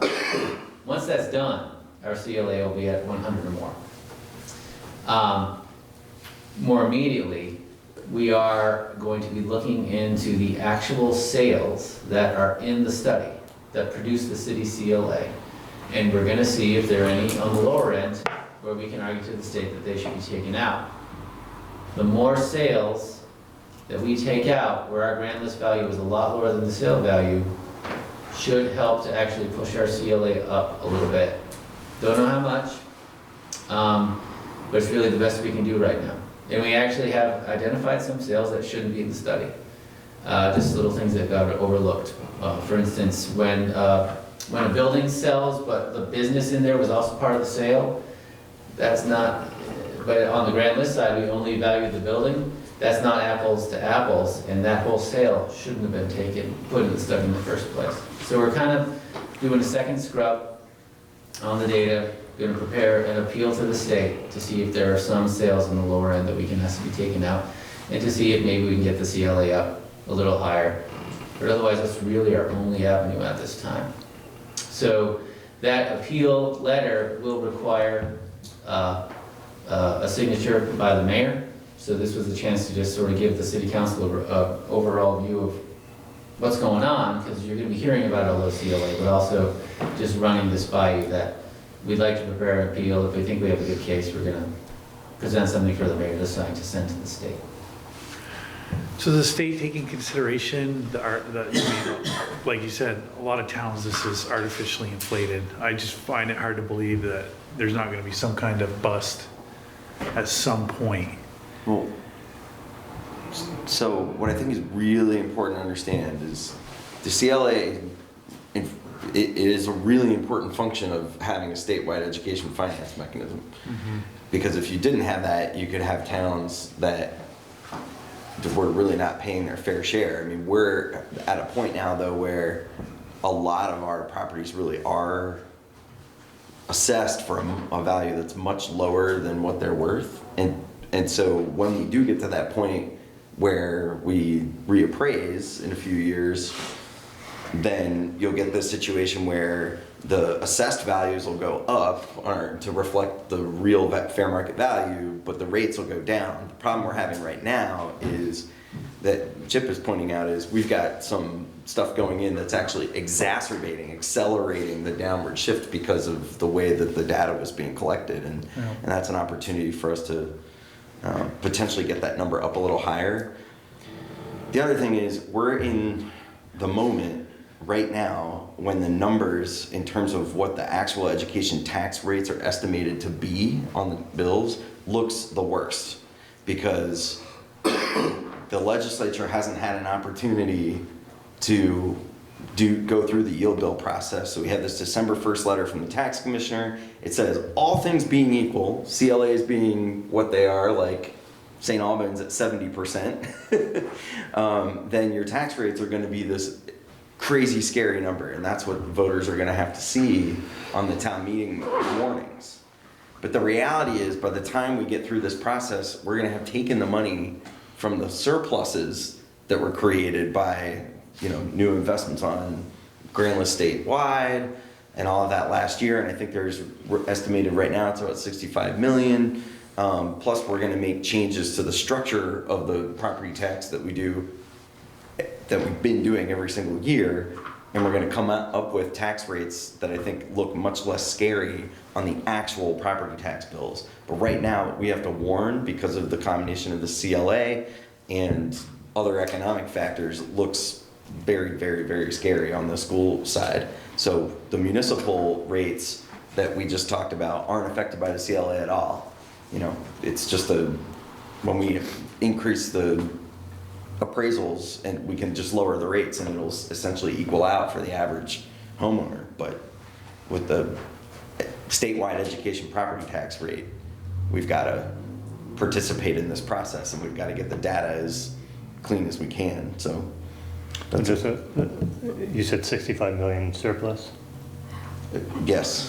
Which in reality won't go that far. It right? won't. It's not really a surplus. Do you know what I mean? It's right. Basically we're just gonna. Fine. Yeah, we're gonna carry it forward to bring the rates into. Because I think Maple Run's budget is 65 million in itself.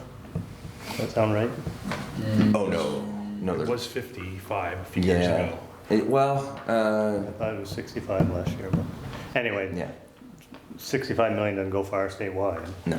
But Chip, couple questions. So I was speaking to the finance director up in Franklin Northeast today. He said that he's been in conversation with about 10 communities who have been searching for that consultant to do the reappraisal, and they've been trying to get someone on board for 2 years. What happens to this in the interim? We may not get anyone. We may not have anything in place for 3 to 4 years. What happens to that tax base if we can't find anyone, or if it takes 4 years to get it done? Do you know?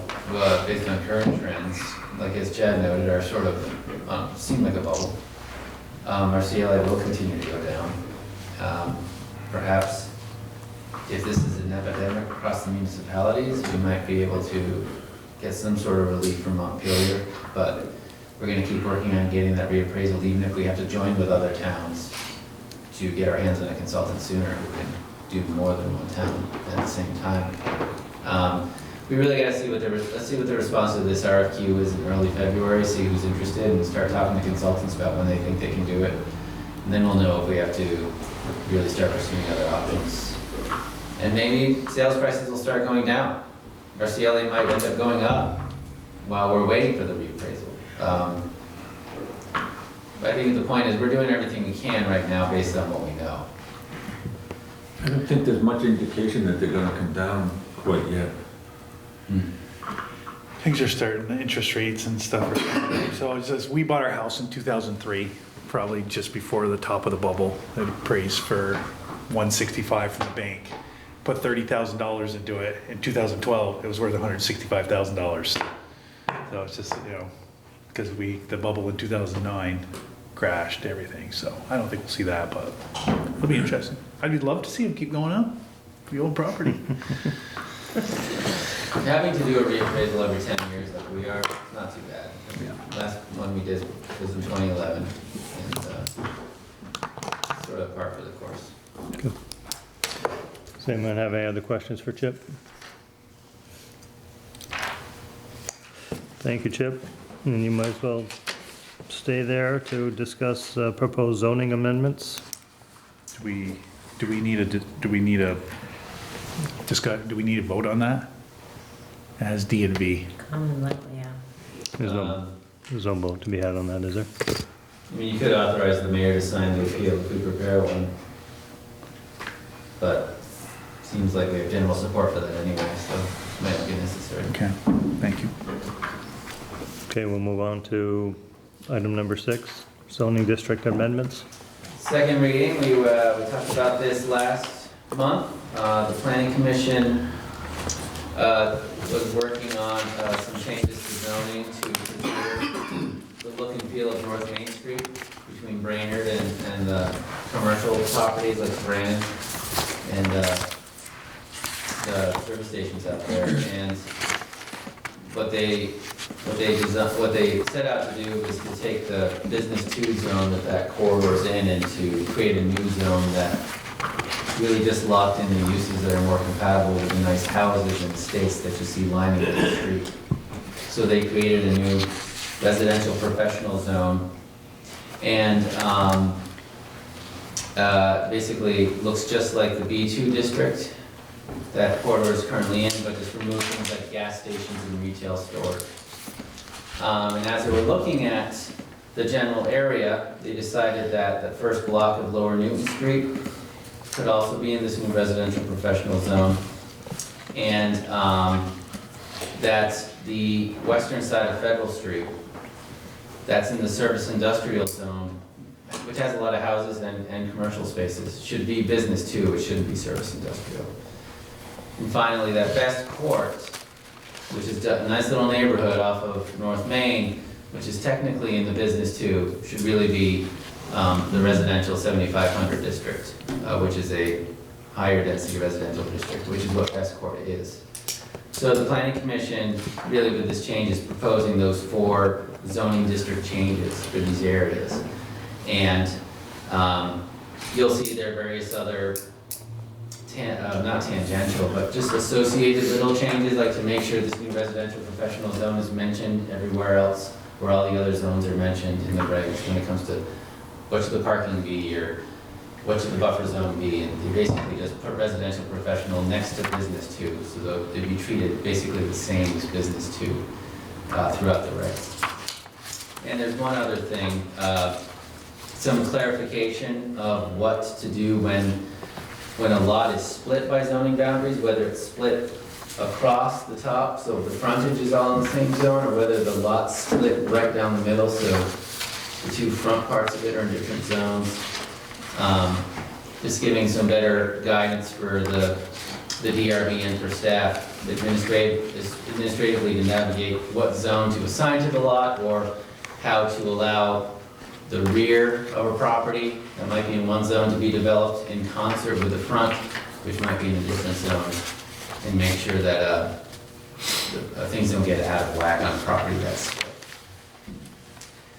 And one other thing, this is actually at the very top of the markup. The PC created a craft production and retail shop, which is kind of like a smaller kind of retail operation, to sell things that you make, whether on site or maybe at your house. Like maybe you make frames. Maybe you make picture frames at home and you want to sell them. Because what the planning commission did is they went out and they walked North Main Street and invited residents and property owners to join them. We flyered that section of Federal Street, we flyered that section of Lower Newton and Best Court. So the planning commission spent at least 3 months just making sure these folks in these areas knew about these potential changes, and really got no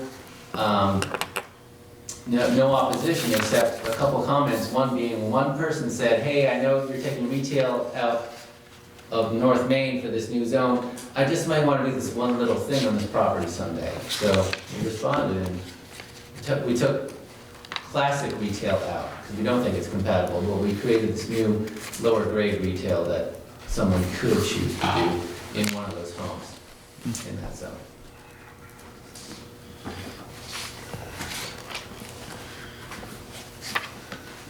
Any questions on this? I move we adopt the zoning district amendments as presented. We have a motion, is there a second? I'll second. Seconded by Marie. Any comments or questions for Chip? I don't have any questions for him, but it looks like the planning commission's done a phenomenal job. They've been going busy. around and going beyond the call of duty to do what they've done. They've been very busy. Anyone from the public have any comments on this?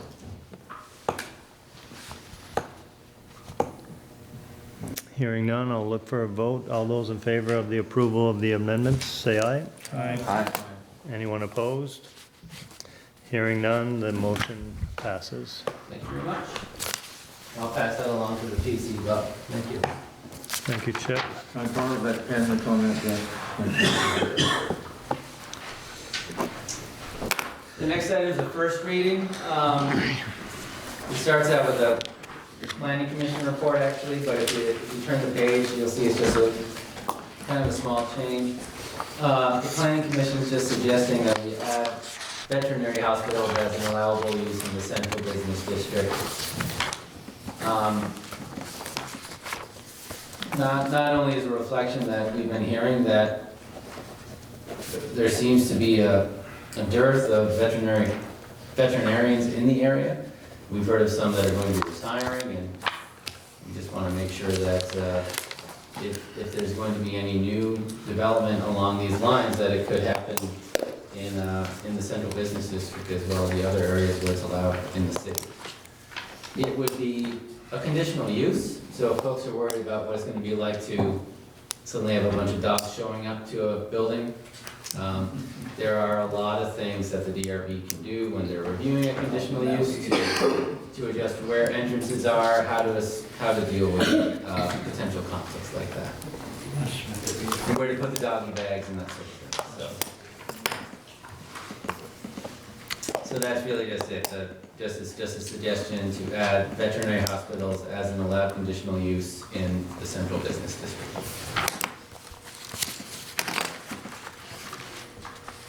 I just have to know, is there any discussion of large animal versus small animal veterinarian? Well, that's a really good question. It didn't come up. I guess we were stuck. Bring the horse in. Stuck in our mode. We're gonna have a horse. Most large vets go to the location. I think you can make a character of the area against a team of horses showing up to one of the block buildings on the dogs and cats. Would be a little better. That'd be acceptable. A sleigh ride went by our house the other day, so you never know. Right. No. Wagon ride. Yeah, wagon ride, yeah. Yeah. Someone has to take care of those horses. Yeah. Might as well be. Agreed. So this is only a first reading. We don't have to take anything. I just want to make sure that no one has concerns that the downtown will go to the dogs if we don't, if we approve this. Everyone's good with it? Good. All right, Chip? Thank you.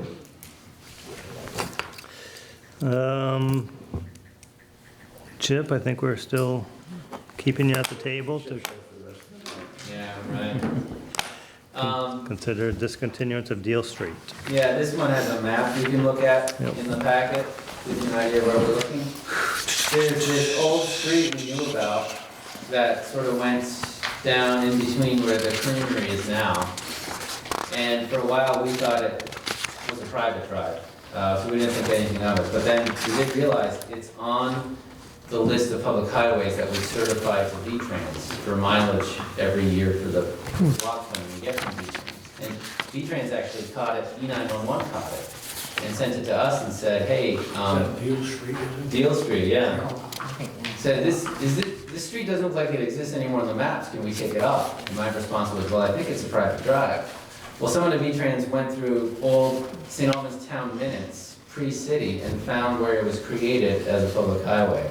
Did all of our research for us. How did they get this name Deal Street? You know, it didn't say.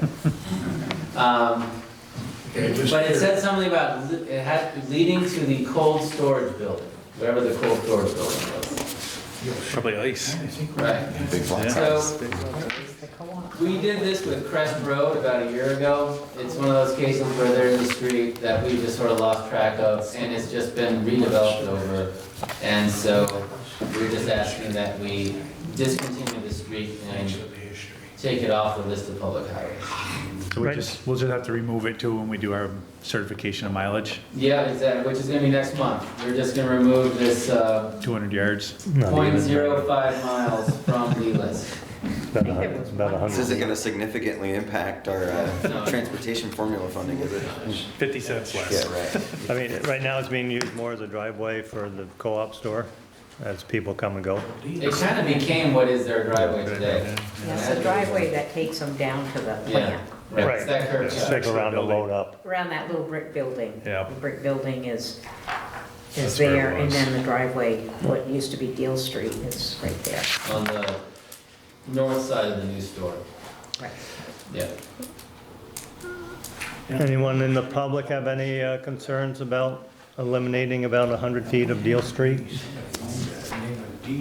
As I said, it's more or less turned into a driveway for the DFA operation. Anyone in the public? Seeing none, I would entertain a motion to accommodate Chip and the state to eliminate Deal Street from our street system. Sorry, that's in your ward, huh? You okay with getting rid of the street? You should make that motion. Maria, it will lighten your load quite a bit. I don't know if I can handle it, but sure. Second. So we have a motion from Marie, second by Chad. All those in favor of the elimination of Deal Street from the city's ownership, say aye. Aye. Anyone opposed? Hearing none, so be it.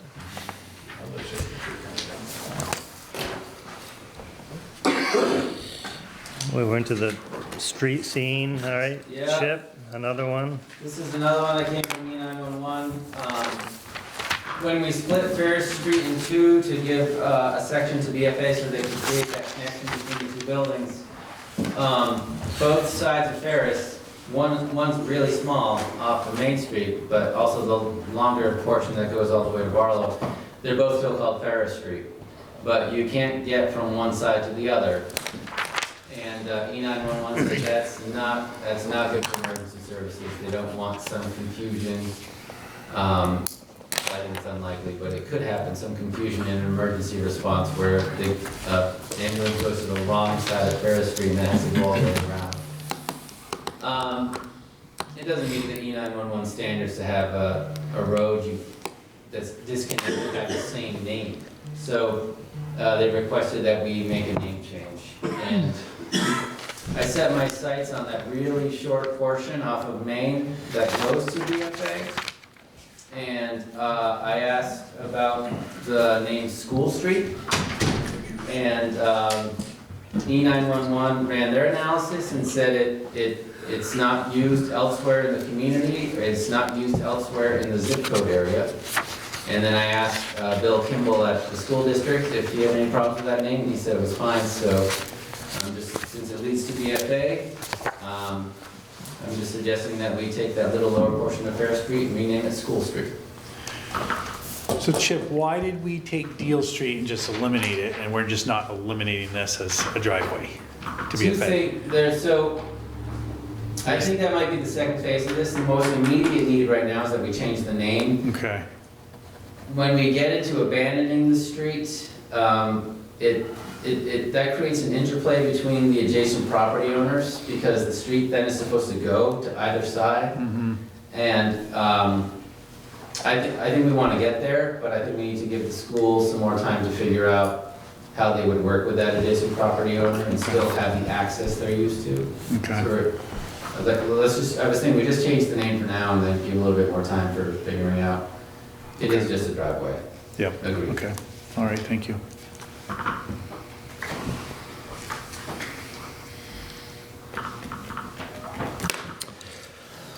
Okay, anyone good? Is there a motion to be made? It's Bob Ward. Bob? I'll make the motion. I'll make the motion, Mike seconded it, to approve the name change of Lower Ferris to School Street. Any other comments? Hearing none, all those in favor, say aye. Aye. Anyone opposed? Motion passes.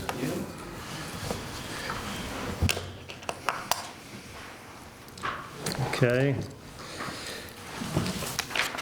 Chip, we'll leave you in that seat again to discuss planning commission appointments. Just to, We have 3 full voting seats coming up that have technically have expired on the planning commission. We have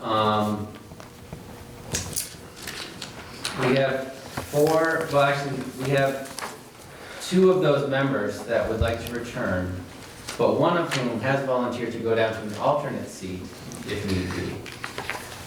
And then we have 1 current alternate member who would like to be considered for one of the open full seats. And then on top of that, we have another member whose term isn't expiring at all, but who has said that based on time constraints, she would also be willing to be put in an alternate seat if need be. So what we end up happening is we have 3 open seats, and we have 3 candidates who could be put in those seats if one of those 2 members is switched to an alternate seat. The 2 members that, the 3 folks who are being considered, who would like to be considered for full seats are Janice Appel, Denise Smith, and Carl Watkins. Carl is the current alternate member. Jan is new, and Denise is a current member whose term expired. And then members who have volunteered to be moved to an alternate seat if need be are Michael Gahn, whose seat has expired, and Amy Burleson, who is currently a full seat holder. So what the city council could do is there is room to appoint Jan, Denise, and Carl to full seats if you take Michael or Amy and assign them as an alternate. Anne Marie, Tim Hawkins, and myself interviewed Jan, I think it was on the 3rd, right? yes. And we recommend her for planning commission. So Mr. Gahn, do you want to go down to alternate? I'm happy to go down to alternate. I've been on the commission for a while. I'm probably the oldest by, well, maybe twice as old as anybody else. And I feel that the city is looking forward to the future, and that at my age, I don't want to say I'm not looking to the future, but it's a smaller future than some of the other people. And when would all these expire, Chip? 2026? 2025. So we're gonna have a lot of folks in 2025 expiring? We would have 4, we'd have 6, 7 expiring in 2025. 1, 2, 3, 4, 5. 6. We would have 5 expiring in 25, 1, 2, 3, 2 4, expiring in 24. We'd have 6 expiring in 25. We'd have Denise, Jan, Carl. So I'd have the 3 that are highlighted, right? Yeah. And then Courtney and Carl, and so that'd be 6. I'm fine with it. That's a lot to replace in 1 year. Can we alter those? You could make one a 4. So we'd have like half 2024, half 2025, more or less. The alternates generally tend to, many times, they don't even make it to their expiration because eventually they get the chance to be promoted to an open seat. Which is what's happening, which is what's being proposed for Carl. Yep.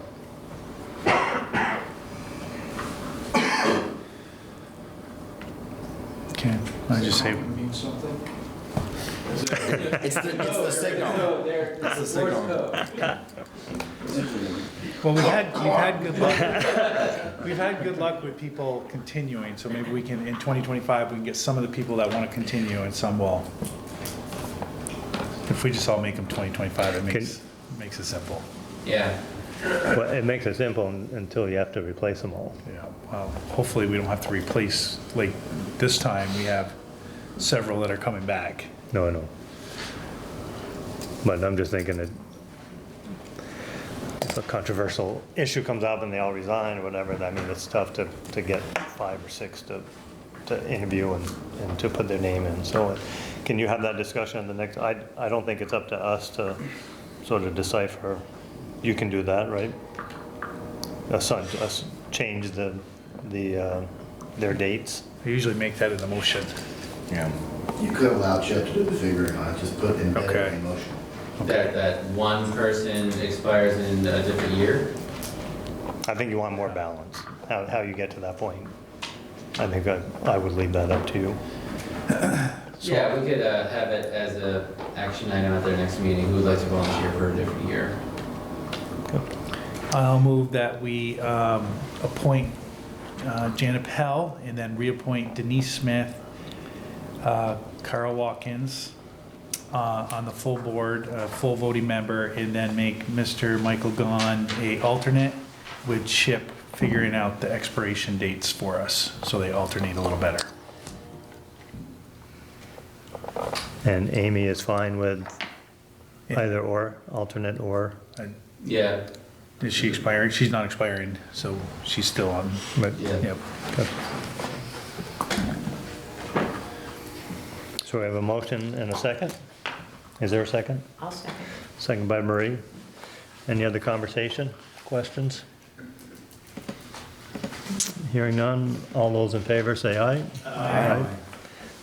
Actually, I'll take back my aye, I will recuse myself, as my wife is a candidate. Making the big bucks doing that. But if I were to vote, it would have been a no. Just let the record show. Okay. Chip, we're moving on to downtown board. This, Before, actually, let me interrupt. Michael, before you came in, Bob had commented to the entire planning commission about all the work that you folks have done, and very appreciative of the quality and the attention to detail that all of you have participated in under with Chip and the other members on the board. So we, as a council, we thank you for all that. We've kept you busy. Yes, you have. yeah, right. And we thank you for your participation and your efforts both. So thank you very much. Chip? Now, this one. Thank you, Michael. This one we have not had, I remember this in my time here. We have 4 seats available on the downtown board and 7 candidates. It's a great position to be in. What ended up happening is of the 3 members expiring, all 3 decided they'd like to throw their hats back in the ring. And then we had 1, 2, 3, 4 new folks, various different backgrounds, all with some sort of connection to downtown, also interested. So we held the candidate chats with the council members on the 3rd and 4th, and we had a conversation about how can we possibly, if the council wishes, get all 7 involved without increasing the size of the board so that its quorum is really high, like where you need 9 members to do an action, which is a bit much. And so what I'm suggesting is that the city council increases the number of full seats on the board to 13. And what that does is it takes the current quorum requirement for the board of 6 and increases it by only 1 to 7. So that's an okay compromise. And then if you create 1 alternate seat on top of that, you would be able to appoint all 7 candidates to the downtown board.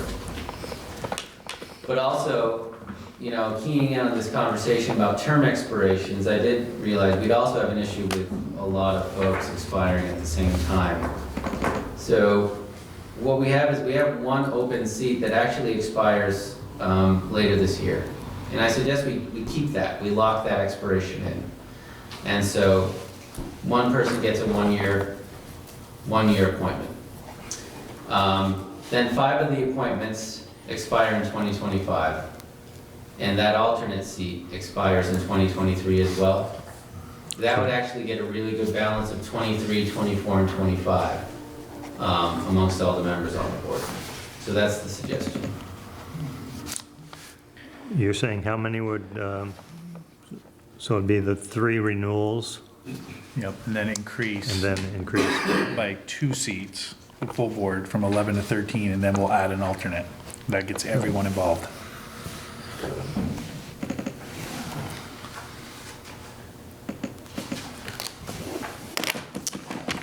Questions for Chip? I personally think it's a great idea if we can get more people involved. And they're all willing candidates. I think that speaks volumes about what you're doing, Chip, and trying to engage folks in the downtown activities. I think people are liking what they've experienced and seen downtown, so I think your work speaks for itself. It's a very dedicated board. So I'll move that we nominate Jackie Hawkins, Shannon Holcomb, Shannon Smith, Ashley Clare, Eric Johnson, and Jeremy Reed to the board. And then we'll just please let Sharon know she doesn't have to come in again. Just have Sharon expire in 2023. Okay. And the other one's 2025. And then we'll have Deborah, who's here with us actually, as our alternate. Expiring in 2025. 25? Okay. So we have a motion. Is there a second? Thank you, Chad. We have a motion by Chad, seconded by Marie. And just to say again, we interviewed Jackie, Sharon, Deborah, and Shannon. They're all fantastic, so they'll all be great members to the board. Okay, any other questions for Chip? Comments? Public? Hearing none. All those in favor say aye. Aye. Aye. Anyone opposed? Hearing none, so that slate passes as approved. Chip? Thank you for your work on that, and thank Mike, Marie, and Chad, right? For the interviews? Oh, Tim. I sat this one out. Yeah, Tim. I got senioritis. I sat this one out. Tim. I think this is actually the first set of interviews I haven't been involved in a really long time. So Marie, Tim, and Chad, thank you for your time and efforts on that. Greatly appreciated. Glad it worked out well. All right. Moving on to, do we want to go to an executive session for this one? Consider the appointment of Chip Sawyer to the Northwest Regional Planning Commission. Yeah, this one feels funny, but we've had staff representation on the NRPC before. I think it comes with benefits. So Matt Creedham's left. David Glidden is still a representative. So we would have one staff member, one local resident, and NRPC is getting more involved in housing, water quality, regional services. I think that it would be good to go back to having a little bit more of a staff level integration with what's going on over there, providing feedback, but also knowing what else is happening in the region. And that pay remains the same, right? Yeah. Yep, you don't get it. CLA, that's even more. I think that's a really good idea. I think so. Yeah. We're going to be leaning on our PCs even more, I think, and to have the knowledge that our very capable planner has about the intersection. We don't have county government in the state of Vermont, but we've got regional planning, and that's basically the closest thing we've got to the kind of coordination. So, yeah, I think that's a really good idea. I'll move that we nominate Chip Sawyer as one of our reps to NRPC. We're not nominating him. Oh, appointing we're him. appointing him. Yes. Sorry, I used the wrong word. Yes. I'll second that. Motion by Mike, seconded by Bob. The public have any opposition to this? If they do, they volunteer to do it.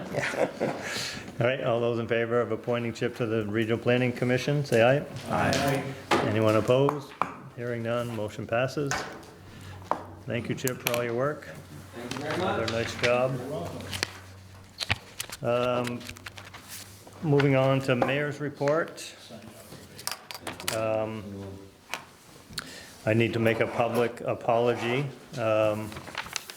I've been razzed quite a bit about my mayor's letter, water bill letter. We don't have a new restaurant off the tracks. It's off the rails. So just make sure that's, Josh, if you can do a story on that, that'd be great. At least you know people are reading it. That's right, you're right, yeah. Off the rails, yeah, he said off the Off the tracks was my, Or, I pushed for off the tracks from day one. and I what was you just- I what was- you do in that case, the old saying on the railroad was on the ground.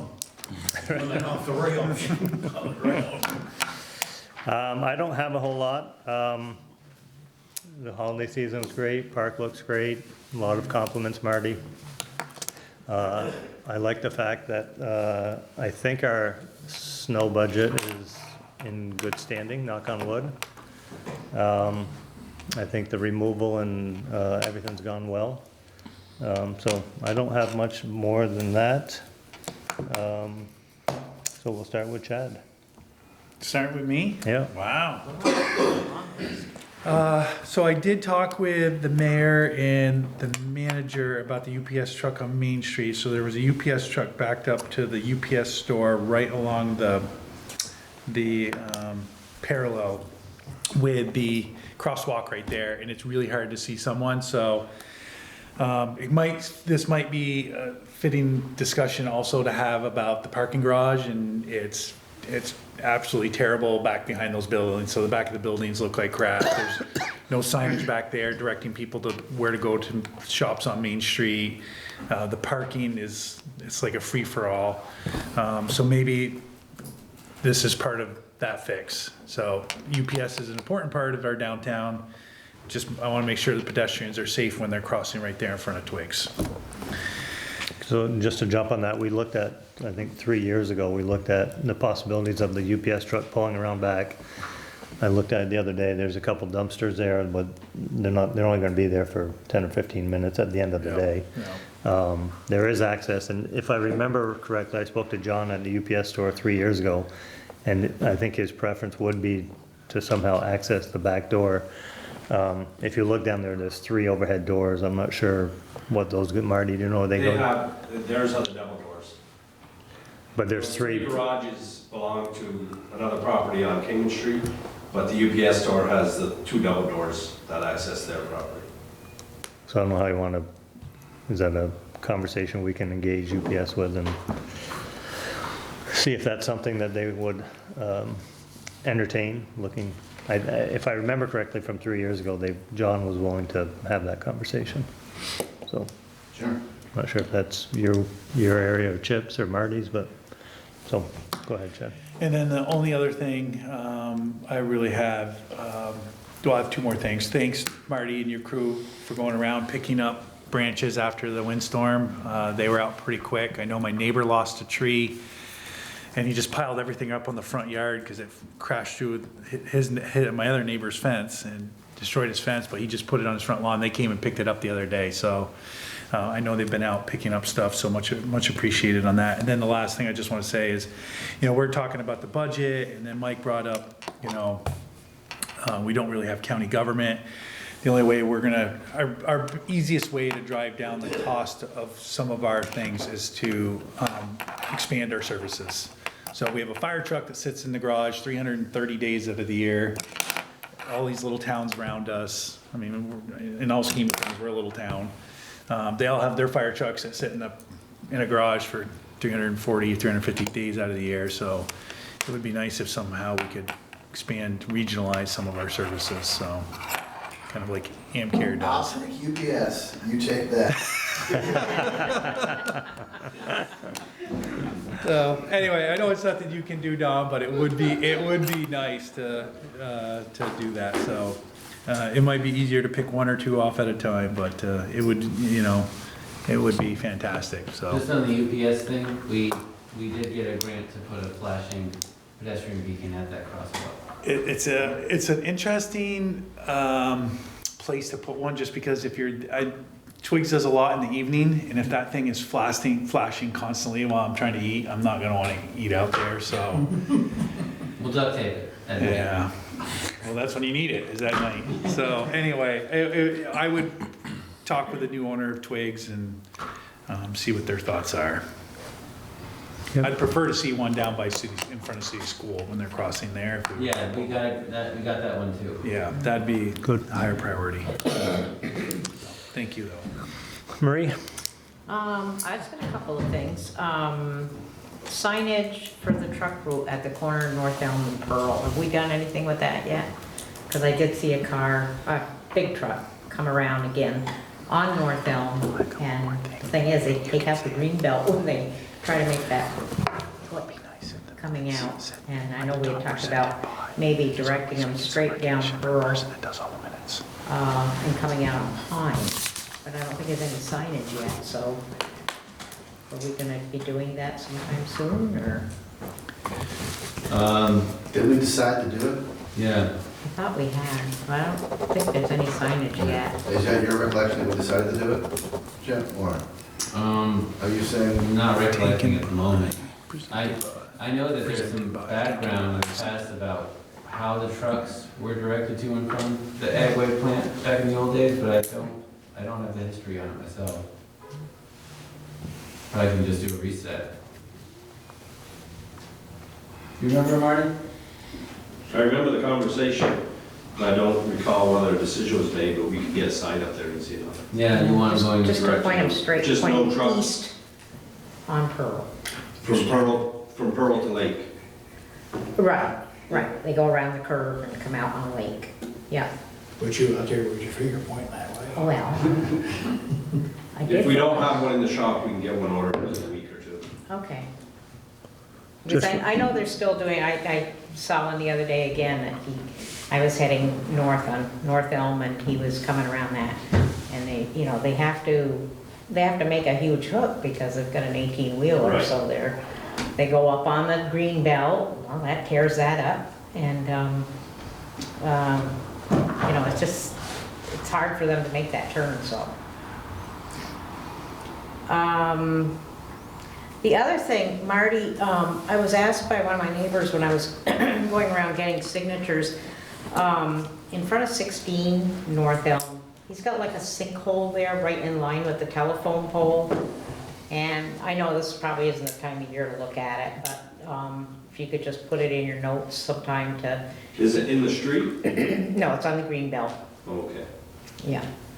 And it's right behind the telephone pole, next to the city sidewalk, so probably be worth looking at sometime.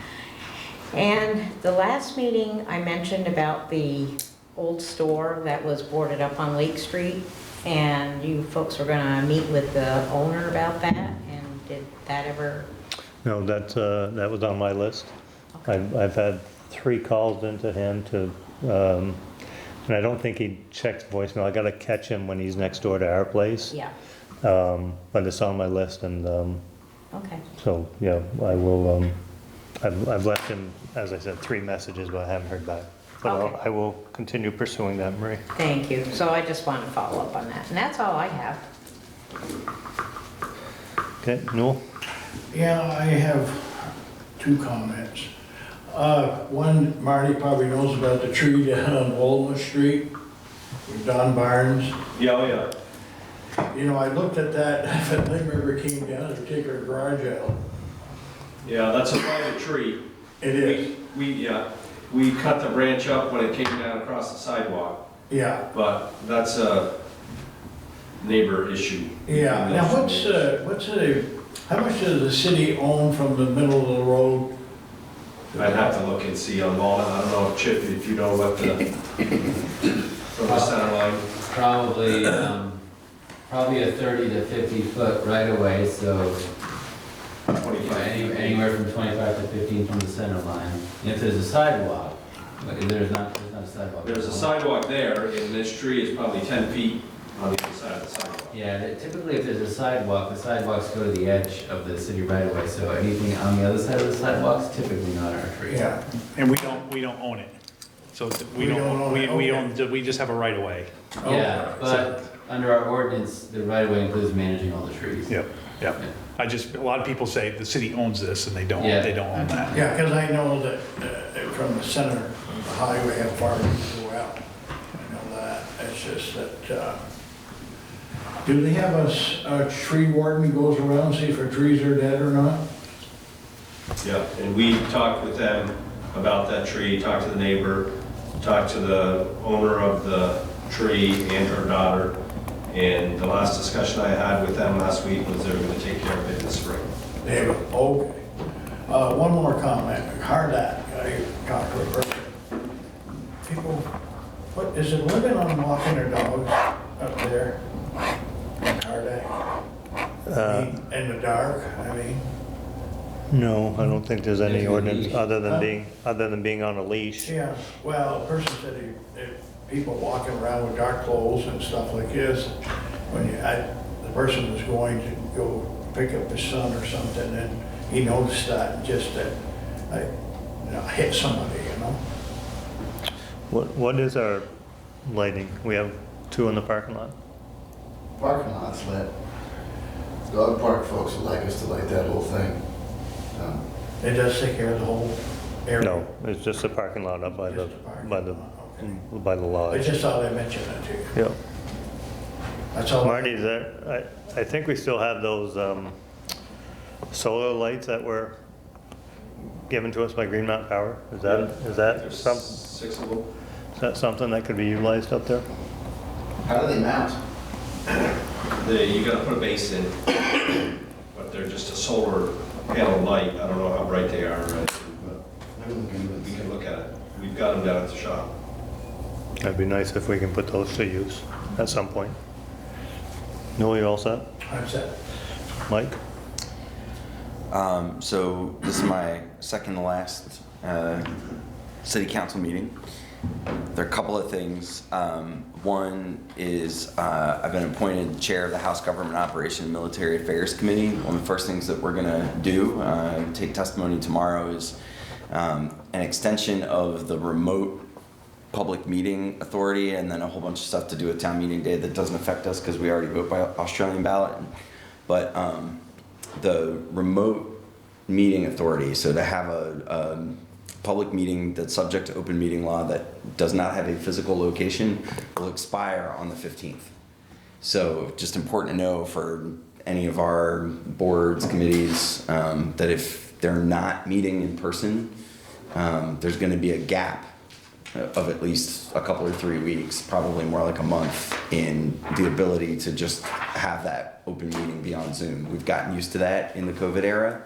That will not be allowed under law after the 15th until this language that we're working on actually is signed by the governor. So And it's that our intention. applies to hybrid as well, or? So if there is a physical location, then that's okay. It's people can participate remotely, and then it's sort of whatever the rules are of the body and the physical that govern. But a completely remote meeting that has no physical warrant location won't be allowed until we reauthorize this, and we're going to extend it through town meeting, through this town meeting 24, and way past that. So we have this whole biennium to sort of adopt and do some long-term thinking, but we're working on temporary authorization. So I just wanted to flag that for everybody, because a lot of towns are talking about it and freaking out about town meeting, but I think the only part of this that affects us is the open meeting, fully remote.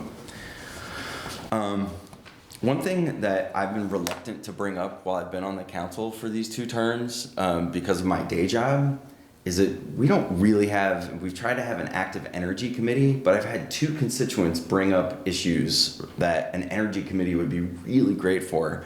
The one is how we participate in the weatherization and efficiency programs that Efficiency Vermont does, and sort of just do public promotion of that and get homeowners to understand the incentives that are involved. I think that'd be a great thing for volunteers to help with. The other piece is in the sort of considering policies like using green mowers with the landscaping that we do, what our fleets are doing. You and I and Don talked about a couple of things at the finance meeting. I asked a question about, we're spending a lot on vehicles that idle a lot of the time. It'd be great for hybrid or electric, it'd be more efficient, but they don't make electric vehicles or hybrids yet that have the rollover capacity for police vehicles. So there's just things like that that I'd love to have a volunteer body and a committee consider. So I'm wondering if we can look into trying to establish an energy committee, and I'd be willing to put some time and effort into that since I won't be on the council anymore. The last part of that a constituent approached me about was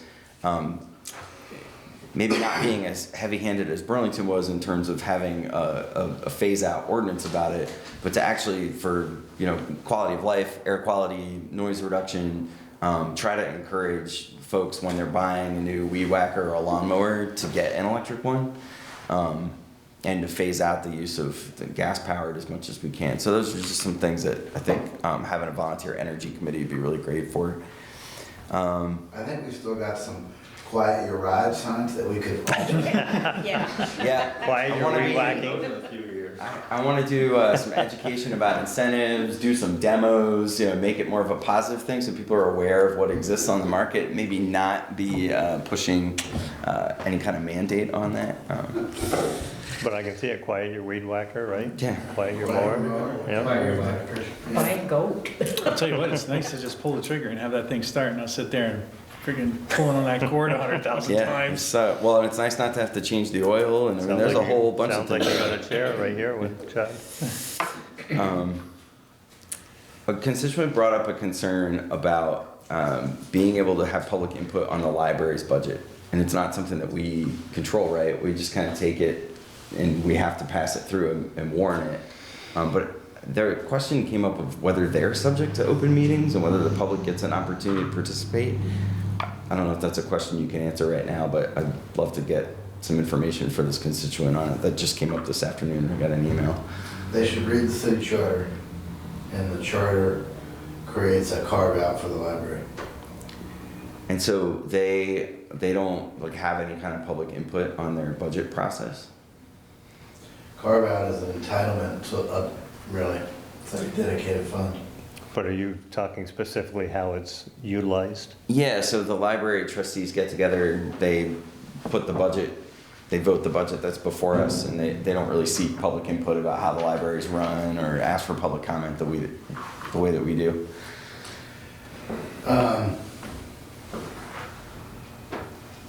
Couldn't attend their meetings, right? Well, that's the question, if they're not subject to open meeting law, which Yeah. was the assertion that this they're constituent elected, made. so. Mary Pat Larrabee, who's the director these days, would come in and just give us a voluntary report. I think I haven't researched it, but I've never heard that they're not covered by the open meeting law. They're elected. Yeah, so that's what I'm asking, because this constituent asserted that they weren't, and I that don't think didn't. that's accurate. Okay. But, I mean, I haven't researched it, there's a Supreme Court case directed towards us saying, keep your hands off the library. Understood. I don't see how they would be exempted from the open meeting law. So theoretically, they'd have to post their meeting notice. I've always assumed they do, but I've never seen one. I know. Yeah, I think this is what I'm saying, is that this constituent had some ideas they wanted to bring before the library, and their budget was already kind of before us and ready for warning before there was any real opportunity for members of the public to give feedback. So maybe that's something I can pass along to our folks at the library. I think Bob's got an idea. I mean, they've come in a couple times and chatted with us about it. Maybe next year we ask them to come in again and present their budget. Yeah. Mike, go with your other hat on. Why can't we just make a permanent fix to the open meeting law that allows virtual meetings? So I proposed that, And folks who've been at the Secretary of State's office and clerks for a long time have a lot of heartburn about doing that without really thinking about how do you post these meetings? How do we ensure that there's equity of access? Like right now, we basically, if you don't have Zoom, you don't have good internet, you can call in to those remote meetings, for instance. That's not the same as being on the Zoom. And so I agree with them that we should maintain the status quo. We should reauthorize this for far enough out that we can really think about this over the next year or two and get the rules about how you do it right and how you get equity of access. And a lot of that is about like making sure everybody in the state has access to high-speed internet, which we're also investing in significantly. So I think there are just some unanswered questions about what the rules should be. And so for the time being, we want to keep doing what we've been doing, but maybe we can do it better. That's the idea. Yeah, I get it. All right. Anything else, Mike? I couldn't have attended tonight if it would have been only online, because my internet isn't working, so. Just give an example. Are you saying it wasn't working or you don't have It it? was not working. I think the judiciary is struggling with those same issues because there's, right now, for quite a few of the hearings are remote. And they emphasize WebEx, which is like Zoom, but a lot of people call in through their telephone. But I think there's proposals to get rid of that because it's definitely not as good as a visual situation. But I think they're struggling with whether they should eliminate the telephone ability or not. So it's just hitting everyone, I guess. Yeah, we want to hear from people. I think like we did these things initially, it was like an emergency and then an emergency reauthorization. And now we're here where it's not quite an emergency the way it was, but everybody's expecting to have access to this as at least a fallback. And so I think we're going to redo the emergency authorizations kind of as is, but then the question is, what should open meetings and what should town meeting day really look like for the future? And that's a conversation where we want to have way more public input than we can have before these things expire. So. But in the interim, you can still have a conference call or a Zoom as long as you have a in-person location as well. That's true, yes. Right? That's my understanding. Good, Mike? Yeah, one quick question. What was the cable that they were hanging today? Is that just replacing coax or are we putting in fiber? That is a project that Xfinity is doing, so I'm assuming it's fiber. But I've talked to two different contractors on site, and they haven't have any indication what it was. Huh. It might be a fiber replacement, I think we already have fiber. Because I've got fiber in Franklin. Yeah. All right, Bob? Things are pretty quiet in Ward 5, and that's the way I like it. So I don't have anything to report, except one thing is, people who watch the Channel 5 news in the morning, they have this magnificent shot of St. Albans City, and the lights are usually on in the park, and the lights on the street. It's quite nice, and it's probably good publicity for the Good city to see publicity, that yeah. every morning, For sure. just before the weather comes on. Yep. I had a couple more things just to add. The water fountain at Holton Park isn't operating, right, Marty? Has it for years. Can we pull that out and use it someplace else? Little League maybe, or? I don't think it's operational. It's the guts of the fountain that are bad. Well, I thought it was, the pressure was too much for that. I can double check, but I believe I'm just wondering. pressure caused the guts to blow apart. Okay. I was just curious, if maybe we could move that. Yeah. My tree question, where we have money in the budget for trees, Yeah, tree replacement. and we're doing spring planting this year, Yeah, probably fall too. so both? Good. I have a few people that have requested trees, Chip. Yeah, they should get in touch with Sarah. She's been building the list. Good. And then on our minutes, can we just have who prepares those, prepared by or respectfully submitted by, so we can recognize them? It'd be nice to recognize whoever does the minutes. They do a good job. And Carl, last time. Yeah, they were good. It is listed in the staff members present, I believe. It would be nice right at the top, right in the header. Or like at the bottom, minutes submitted Something, by. yeah. We do that sometimes. We do better than that. it would be nice, so, all right, let's move on. Any other business, anyone? Public, staff? You think we should give the Green Mountain Power a compliment? Yes. What they did with the power for us when we had the windstorm. I agree with that. They and their colleagues from around the northeast. There were a bunch There's of- crews from bunch New of Brunswick here and at the Quebec. train station. Yeah, they're all lined up. I see them as a hotel. Yeah. I thought they were from New Brunswick, speak English. Any other business? Hearing none, entertain a motion to approve minutes from 12/12/22. So moved. Second. Motion by Mike, seconded by Chad. Any corrections or changes, amendments? Hearing none, all those in favor say aye. Aye. Aye. Anyone opposed? Motion passes. Approval of warrant 12/31/22. I'll move we approve the warrants 12/1/22 to 12/30/22. Second. We have a motion and a second. Any questions or comments on that? They've been really good, so, thank you. They've been only bit minor stuff. Picking up the wrong number, so I've been really, it goes quick. All those in favor say aye. Aye. Anyone opposed? Hearing none, warrant approved.